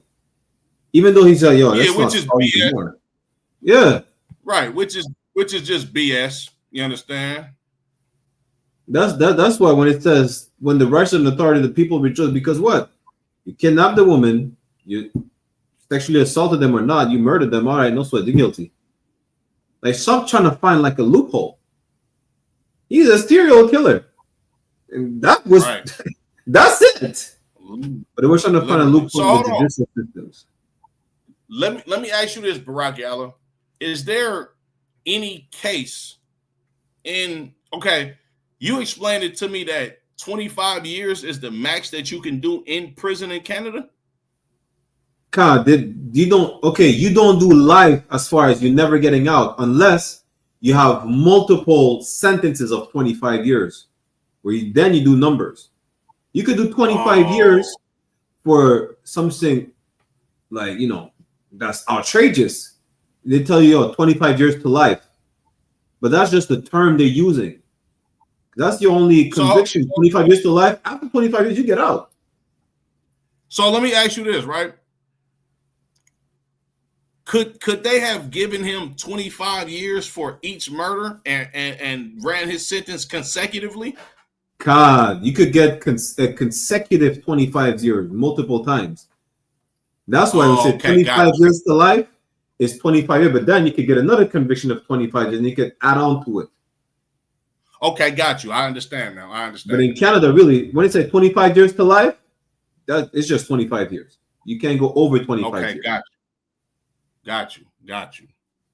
So for all of these murders, he got sentenced to one term of 25 years to life.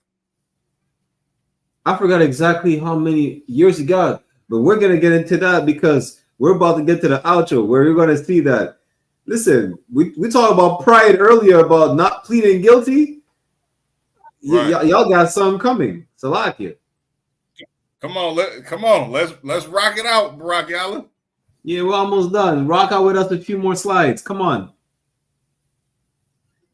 Okay, hold on. Let me see. Damn, this one kind of small. Let me make it bigger. It's kind of crazy too.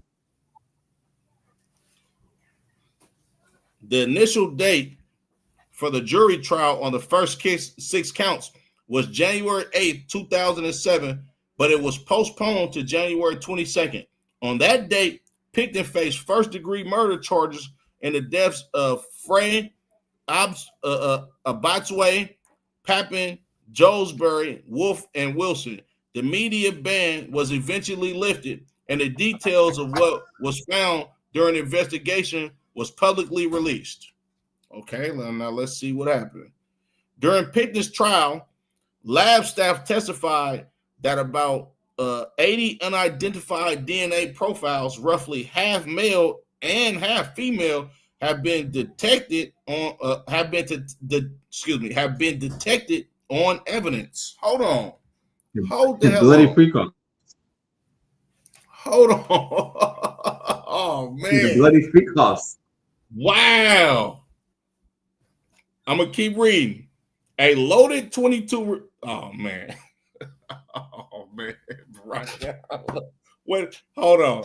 A loaded 22 revolver What the hell? A loaded, y'all listen good to this. This is insane. A loaded 22 revolver with a dildo over the barrel and 1 round fired. Boxes of .357 Magnum handgun ammunition, night vision goggles, 2 pairs of fox fur lined handcuffs. Oh, this dude was freaky as hell. A syringe, a syringe with 3 milliliters of blue liquid inside, and Spanish fly aphrodisiac were found inside Pickton's trailer. If y'all not familiar with what Spanish fly is, what's his name? Bill Cosby is very fond of Spanish fly. Just go type in Spanish fly and Bill Cosby, and y'all gonna see a clip of Bill Cosby saying some wild stuff. You understand? Sure. Like it says, in a videotape recording played for the jury, Pickton claimed to have attached a dildo to his weapon as a makeshift silencer. No. This dude put a dildo on his weapon as a makeshift silencer. This a freaky dude, bro. Hold on, man. This is you insane. Can't make this up. This is insane, Baraqyaahla. Hey, big shout out to Precinct Officer Baraqyaahla for this amazing research he did on this topic. You understand? Look, this is my favorite episode thus far. You understand? I appreciate it, Baraqyaahla. It says this explanation was impractical at best, as revolvers are near impossible to silence in this matter. He was just a freaky dude. That's it. Basically. Basically. And you know what? You can't even say freaky. He was just a sexual deviant. He was just a deviant. Yeah. You know, people have the different definition of that word. At this point, listen, he was a deviant. He was a deviant, absolutely. Salakia. Absolutely. A videotape of Pickton's friend, Scott Chubb, saying Pickton had told him a good way to kill a female heroin addict was to inject her with windshield wiper fluid. Oh my God, nice. Bro, this dude was evil as hell. Yeah. God damn. A second tape was played for Pickton, in which an associate named Andrew Bellwood said Pickton mentioned killing sex workers by handcuffing and strangling them, then bleeding and gutting them before feeding them to pigs. Wow. Listen, it's not make-believe. It's not a movie. It's real life. It's real life. There's a reason he was called the pig farm killer or the butcher. Just know that. This is Hannibal Lecter in real goddamn life. Absolutely. Like, God damn. Salakia. Photos of the contents of a garbage bag of a garbage can can be found in Pickton slaughterhouse, which held some remains of victim Mona Wilson. And you know what? I forgot to put that slide. I just remembered. There was a witness that said, yeah, I witnessed Pickton's skinning a victim alive. What? Yeah, I witnessed him putting one of them. He skinned one of the victims. He put him on the what do you call it, the pig or the meat hooks. Yeah. Yeah. They witnessed that apparently. Now we can't verify the testimony. Yeah, we can't verify the testimony, but that's what they say they witnessed, which we can't say is too far-fetched. Damn. Salakia. On December 9th, 2007, the jury found Pickton not guilty of 6 counts of first-degree murder, but he was found guilty on 6 counts of second-degree murder. They still gave him a break. Imagine that. Man. On December 11th, 2007, after reading 18 victim impact statements, British Columbia Supreme Court Judge Justice James Williams sentenced Pickton to life with no possibility of parole for 25 years. The maximum punishment for second-degree murder and equal to the sentence which would have been imposed for a first-degree murder conviction, stating Mr. Pickton's conduct was murderous and repeatedly so. I cannot know the details, but I know this. What happened to them was senseless and despicable. Excuse me. We don't need to know the details. We lived it since 1492. And then again, like I was telling you, Adam, it doesn't matter if it's first or second degree. You can't get more than 25 to life. That's why he's only eligible for parole after 25 years, which is the maximum. But then you could get it consecutively, though. So it doesn't matter if it's first degree or second degree. No matter the insult it adds to the injury. You know, in Canada, that's the law in Canada, which is stupid. You know, damn. It doesn't matter at this point because he was still eligible for parole. That's right. It's a lot here. And this, we're gonna get to one of the craziest part too. Remind you, he killed people. He chopped the body parts. You know, he had bloody freak-offs. He was eligible for parole, and this slide said he appealed. He didn't just plead not guilty. He appealed. Right. The pride of this goddamn devil. Imagine that. It's a lot. All of this evidence, he still get convicted. Well, of course he's supposed to get convicted, and he still appeals it after he said he wasn't guilty, and then they found him guilty with a slew of evidence before he even went to jail for the crimes. And that's before he admitted to doing 49 and wish he could do 50. Damn. British Columbia Court of Appeal, Crown Appeal. On January 7, 2008, the Attorney General filed an appeal in the British Columbia Court of Appeal against Pickton's acquittals on the first-degree murder charges. The grounds of appeal related to a number of evidentiary rulings made by the trial judge, certain aspects of the trial judge's jury instruction, and a ruling to sever the 6 charges Pickton was tried on from the remaining 20. Although Pickton had been acquitted on the first-degree murder charges, he was convicted of second-degree murder and received the same sentence as he would have on first-degree murder convictions. The relatives of the victims expressed concern that the convictions would be jeopardized if the Crown argued that the trial judge had made errors. Opposition critic Leonard Krog criticized the Attorney General for not having briefed the victims' families in advance. What the hell? What do that got to do with anything? They're basically appalled. Yo, how are you going to let this man appeal his sentence? Yeah. You know, at this point, I don't even give a damn if the victims are white or not. It doesn't make sense, regardless. Yeah. Even though we care about all people only, it's like, yo, listen, this man is a serial unalive.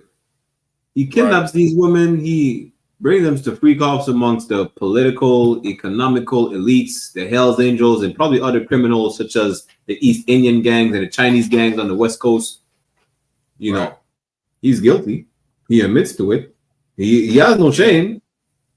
No shame. That he wants to appeal. I told you, this man made money. He has good lawyers. He's like, yeah, I'm gonna try to appeal. Yeah. I told you that. The pride of this devil. Imagine that. Salakia.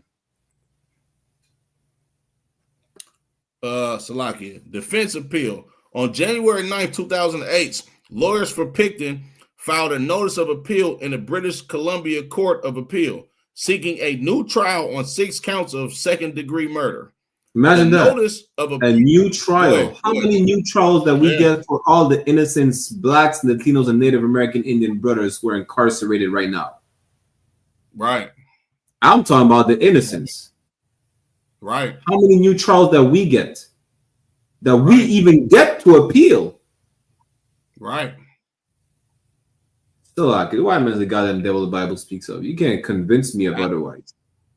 Absolutely. You understand? And just to speak to your point too, we don't even get that many appeals, you understand, out here in the United States. But statistically, so-called black people, you understand, are the most exonerated people in the United States, which means we don't even commit all of these goddamn crimes that they accuse us of. Right. But this dude is fully guilty with outstanding evidence against him, and they still allow him to appeal these murder cases. This not a drug case, you understand, or you know, this is not even a manslaughter or accidental unaliving. Right. He's literally killing these women and feeding them to pigs and mixing some of their meat with some of these pigs that he sells to public grocery stores. This dude, it was a menace. Hey, I gotta say this: y'all Christians out here eating pork, y'all better be careful out here. Y'all still want to eat pork, eat the sausage casings and whatever. Y'all better be careful. You don't know if it is another Robert Pickton today in 2025. You don't know that. Right. Y'all better stop. Y'all better come to the school and stop eating pork. You probably eating your family relatives. Right. You don't want to be insensitive, but yeah, y'all better stop eating that pork because you don't even know if you're eating someone. Salaki. Damn right. Salakia. It says the notice of appeal enumerated various areas in which the defense alleged that the trial judge erred. The main change to the jury, the response to the jurors' questions, amending the jury change, similar fact evidence, and Pickton's statement to the police. Yeah, this nigga is just says stupid shit to the police. That's really it. Right. You know. He's there to appeal. Right. Decisions. The British Columbia Court of Appeal issued its decisions on July 25th, 2009, including some ban from publication. Which I was telling you, because it's gruesome, some of the things he did. They're not even giving all the details. Right. The gruesome details that we know about, if you don't make your research, that's all you're going to know about. The rest, leave it to your imagination. Right. Especially if you are not physically there. Right. You know? And then again, 2009, listen, how was I in 2009? I was 15. Imagine that. Damn. Salak, I'm giving all my age right now. But the point is, that's all going on. And, you know, white people being evil the way they were, it's not in the past like that. Not right. You understand? Till this day, they're starving Palestinians. 6-month-old Palestinian babies are dying, starving to death. You think white people have changed? They haven't changed. They're not going to change either. Right. Slovakia. They not. And the heavy point that you made, like this is not like this stuff is not in the like the crimes that this dude is committing. If you know the history of America and Christopher Columbus and the Spaniards and the conquistadors that came over here, you would think that Robert Pickton lived in the 1500s. This dude was asking for an appeal in 2009. That was when this was right. Like this was not too long ago. This is crazy, bro. This is crazy. Salakia. Where was I at? Okay, it says it dismissed the defense appeal by a 2-1 majority. Yeah, they said the hell with it. We're not gonna appeal this nigga. That's what it said. Right. Due to a dissent on a point of law, Pickton was entitled to appeal the Supreme Court of Canada without first seeking leave to appeal. His notice of appeal was filed in the Supreme Court of Canada on August 24th, 2009. The Court of Appeal allowed the Crown appeal, finding that the trial judge erred in excluding some evidence and in severing 6 counts from the rest. Hold on. I got to read that again. The Court of Appeal allowed the Crown appeal, finding that the trial judge erred in excluding some evidence and in severing 6 counts from the rest. So this trial judge severed these charges, and that was an error in the case. Is So that like what they said? you glitch for a second. You glitch for a second, other one. Okay, this trial judge, when he severed the case, they said that was a part of one of the errors in the case. No, because so when he severed the case, he just split it up in different charges. Multiple counts, right? They're basically saying, well, there was more evidence to present that was excluded. But and hold on, listen. The case. So severing the case from the rest, it was additional reasons to try and say that let's appeal it, because why would you separate these multiple counts, basically? So basically, this trial judge was working with this dude. Yeah, what did I say earlier? He probably attended the parties. That's crazy. This is wild. This is wild. But jokes aside, it's like, listen, even if it's one count, he would have probably been serving 25 to life, even if it's just one count. But for him to have the gall of appealing it, it's like, yo, listen, why would you think you're gonna get away with it? Right. Just in the mind of him pleading not guilty and appealing, as we read earlier, there was political people in the parties. There were economic, so there were government officials. But forget about the Hells Angels. We know they're criminals, but the people who don't portray themselves as criminals are attending the parties. Yeah, that's why he got so confident. Like, you know what? I could plead non-guilty. I might get a chance and appeal, even if I'm guilty. And I might continue it and provide you all the bacon that you want in a Christian church, regardless afterwards. Right. Salakia. Damn, this is crazy. The order resulted from the severance from this severance was stayed, so that the conviction on the 6 counts of second-degree murder was not set aside. Yeah, he ain't getting out of it. So like we could skip this one. Mm-hmm. We could go to the judicial aftermath. Okay, judicial aftermath. Discontinuance of prosecution. British Columbia Crown spokesman Neil McKenzie announced that prosecution of the 20 other murder charges would likely be discontinued. Damn. In reaching this position, the branch had taken into account the fact that any additional convictions could not result in any increase to the sentence that Mr. Pickton had already received. So basically, it don't even matter about those other 20 murder charges. He was convicted on this 6, and we can't give him no more time than this. Yeah, because you see how you see the GS9 in New York with what's the brother's name again that was doing the New York drill music? Bobby Shmurda. Some niggas got 175 years. You can't get that much. So even though you could add on to the convictions, this still eliminate Canada. So you can't add on and give me 200 and 500 years to serve. You can't do that. So regardless, you know what? Let's dismiss the others. Because regardless, even if he's being found guilty, we're not going to add on another 25 till he's served 1,000 years. He's going to die in jail regardless. Right. That's how Canada sees it. That's why even when he said just one conviction of 25 to life, you're doing 25. You're never doing life. You're doing 25 years. Right. That's what it is in Canada. And even then, the multiples, there's still a limit. So Damn. Families of the victims had varied reactions to this announcement. Some were disappointed that Pickton would never be convicted of the 20 other murders, while others were relieved that the gruesome details of the murder would not be aired in court. I mean, I get it too, because you don't want to hear how this damn devil like mutilated your goddamn relative that you loved and cared for and cherished. So I get it. I understand.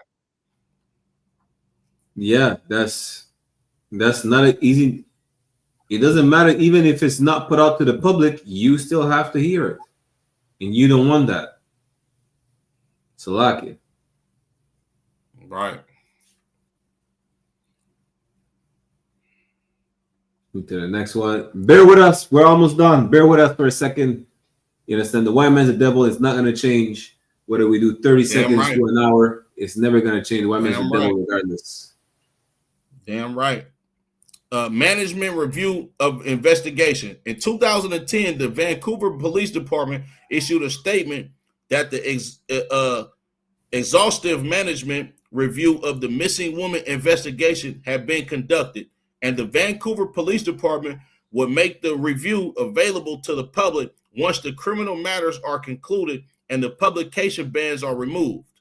In addition, the Vancouver Police Department disclosed that for several years it has communicated privately to the provincial government that it believed a public inquiry would be necessary for an impartial examination of why it took so long for Robert Pickett to be arrested. We know why. Because they're involved. Just like they're involved throughout the provinces. Just like the Hells Angels is in hands with the police, the political and economic investors. We know why. That's just the issues they're making. Right. Why is the police taking so long? Listen, let it happen. Only white woman disappearing. The police have been on it right away. He wouldn't have 50 bodies. He would probably have 2. Right. I don't know, maybe 10. He's a white man. They love to kill. It's a lot. Right. Nah, you're right. You're absolutely correct. In August 2010, the publication ban imposed during Pickett's trial in 2006 was lifted. The journalist Jerry Langton wrote, "The non-public details of the investigation and trial appalled many. The unwillingness of the police to pursue Pickton, despite overwhelming evidence, smacked hard of racism, sexism, and bias against drug addicts and sex workers." You know what that means? Yeah. He was preying on Native women. Yeah. They had to emphasize the smacked hard of racism. How can white people be racist against other white people in Canada? They just see other white people. They just see other white Canadians. That's it. He was preying, just like Jeffrey Dahmer was preying on a specific group of marginalized people. He was doing the exact same thing.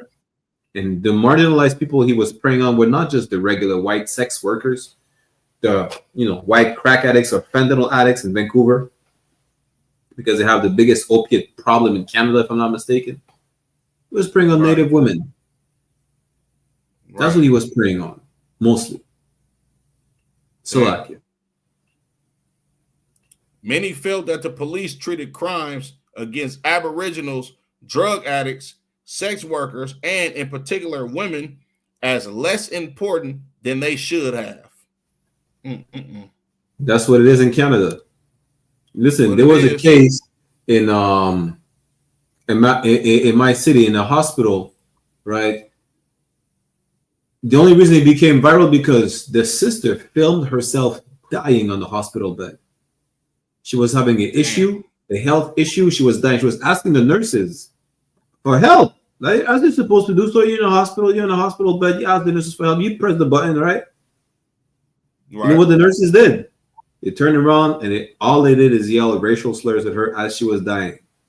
And it only went viral because she wasn't live. She was filming herself. Her name was Joyce Echaquan, a Gadite sister, so-called Native American. Damn. If it wasn't for her filming herself, nobody would have known of that. And it would never have made the news. Nobody would ever known that. Lucky. Damn. That's this like to know what's going on with the natives in Canada is just extremely heartbreaking. You understand? Like, I didn't know that it was this bad for the natives up there. Like, I've talked to native brothers and sisters on reservations down here, and I've heard of the atrocities and the horror stories and all of the missing natives down here in the United States. You understand? But I didn't know that it was this damn bad for the tribe of Gad in Canada. I did not know this. So, like, I ain't gonna hold you. Whatever words I'm able to put in as a picture for anyone to be able to picture it, it's even worse. Yeah. That's all I gotta say. It's even worse.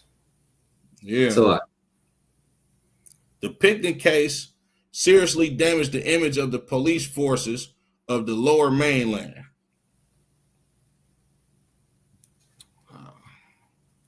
Okay, Salakia. Apology by police department. At a press conference, Deputy Chief Constable Doug Lepard of the Vancouver Police Department apologized to the victim's family. I wish from the bottom of my heart that we would have caught him sooner. What the hell? come on. Just like a goddamn devil to say that. Y'all had all of this outstanding evidence. You understand? The victim's purses were found on his land. You had tips that he had bought in the freezer, and you just ignored it. Still, you had Hell's Angels at the party. Right. Yeah. Along with these some of these elected officials or the elite. You understand what they call them? This is crazy. Salagia. I wish that the several agencies involved that we could have done better in so many ways. I wish that all the mistakes that were made we could undo. And I wish that more lives would have been saved. So on my behalf and behalf of the Vancouver Police Department and all the men and women that worked on this investigation, I would say to the families how sorry we are for your losses and because we did not catch this monster sooner. That's all we get. That's a lie because it's still happening today. Right. Happening today throughout Vancouver, throughout the whole province of British Columbia, throughout the whole, I was going to say Canada, but throughout the whole continent of North, Central, and South America and the Caribbeans. Yeah. It still happens today. You're sorry, you want to make a change. Nothing has ever changed. It's probably been worse ever since. So, damn. We could skip. Let me see if we can skip this one. Yeah, we should skip this one. Yeah, you could read this one real quick. I'm about to be done in a second. Okay, got you. Transferred to penitentiary. During a court hearing on August 4th, 2010, Judge Williams stated that Pickton, should be committed to a federal penitentiary. Up to that point, he had been held. So like I said, you're breaking up for a second. If you could start it over again. Okay, Salaki. Am I clear now? Kind. Okay, got you. Transferred to penitentiary. During the court hearing on August 4th, 2010, Judge Williams stated that Pickton should be committed to a federal penitentiary. Up to that point, he had been held at a provincial pretrial institution. In June 2018, he was transferred from Kent Institution to British Columbia Port Cartier Institution in Quebec. Yeah, he was not in the pen. He was not in the pen. Hold on. So hold on. He basically was in the county jail? Basically. Wow. The equivalent the whole time until 2010, he was in the equivalent of a county jail. Wow. Until 2010. This is evil as hell. The white man's the devil. You can't make this up. Listen, you could go to prison even before your trial. But he was in the county jail, in the equivalent of a county jail the whole time. Damn. Parole eligibility.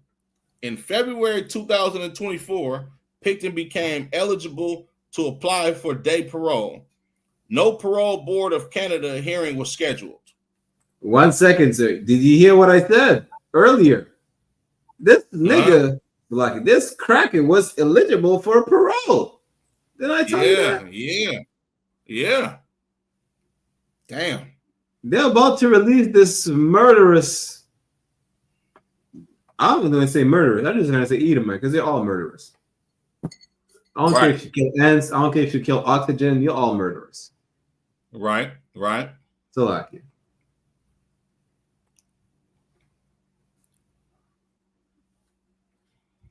Let me see. There's one more. Yeah, there's one more slide. and that's it. Yep. And then I have a quick beginning of an article, and we good. Got you. On May 19th, death. On May 19th, 2024, Pickton was attacked by another prisoner at the Port Cartier institution in Quebec. The prisoner, Martin Cherished, described as having a history of assaulting other prisoners, took a broomstick, broke the handle, and shoved it into Pickton's face. Ooh wee! Correctional officers intervened, handcuffed Cherished, and took him to the structured intervention unit. Pickton was airlifted to a hospital and put on life support. He died at a hospital in Quebec City from complications of the attack May 31st.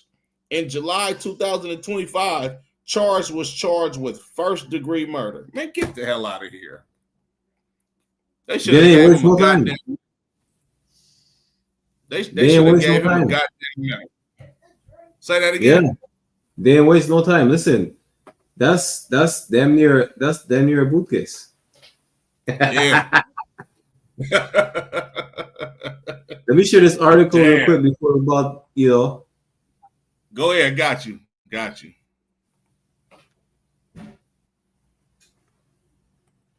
It says Canadian serial killer Robert Pickton dies age 74 after prison assault. I know it's too small. So Canadian serial killer Robert Pickton was convicted for killing 6 women and confessed to killing dozens more.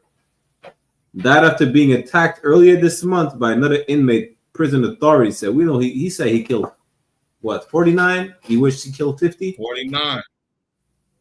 Pickton is one of the most notorious killers in Canadian history, bringing his victim to his pig farm and feeding their remains to his animals. That's who he is. Let's scroll down a bit more, right? It says, that's what we said. It could be more than 49. Y'all could look it up because the white man's a devil. At least 65 women disappeared from Vancouver. Listen, from 49 to wish to do 50 to 65. Damn. And it says at least, meaning minimum 65 women disappeared from Vancouver's downtown East Side neighborhood in British Columbia province between 1978 and 2001 before Pickton was arrested. We're gonna get it. We're gonna end it right here. This is to show you that this devil, listen, he got what he deserved. He got, hey, I don't even want him out of the slave on my plantation because I don't have that much how you call it, mercy for devils. Right. Yeah, kind. I'm right with you, brother. You understand? Man. This has been another episode of Criminals of the Caucasus. Big shout out to my brother Baraqyaahla. You understand? I'm gonna clap it up for this brother. It's excellent research. I appreciate you for coming on the platform.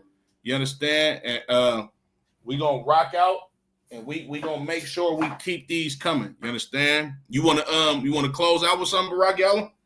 Absolutely, sir. Hey, for everybody tuning in, just remember. Next week, we have the Midwest Fire Weekend from July 31st to August 3rd. It will be in Chicago, Illinois, hosted by Commander Johanna. All the generals will be there. Scripture breakdown by General Mahaiman on Thursday. Damn right. You understand? If I'm not mistaken, will be August 1st or the 2nd in what's it called? Little Village, which is a predominantly Mexican neighborhood, Latino Mexican neighborhood in Chicago. We will have a food and clothing drive. The actual cookout will be on the Sunday of that weekend, next Sunday, right? Again, shout out to Commander Johanna, all the generals, you understand, the captains, Captain Mao Quad, Captain Kapash, Captain Napataza, my camp leader, Captain Hadar Yala from Detroit, the captains of Canada, Captain Debar Maf, you understand? Make sure you make it there, nothing but brotherhood for so-called Negroes, Latinos, and Native American Indians. No Native will ever disappear during any of our events. Just know that we are not Robert Pickton,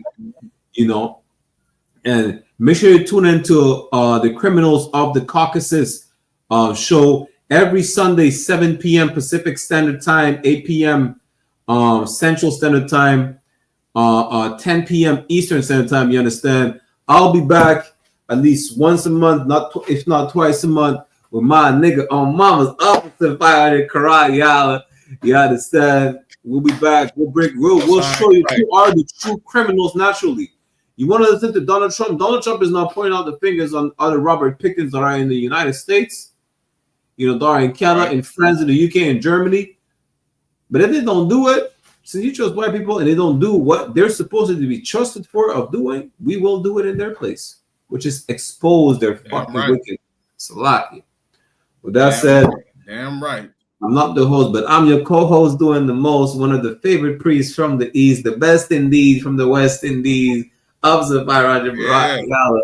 You understand? My nigga Baraqyaahla. You know, we're about to bring you some more of these criminals of the Caucasus, just like they like to expose the wicked black people who are most of the time innocent. We will expose all of these wicked devils who are all of the times guilty. Salaki.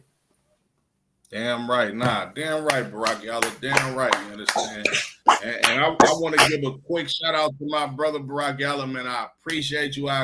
This was an amazing episode. You understand? You are an excellent priest. You understand? And the water for coming on and gracing us with your presence. You understand?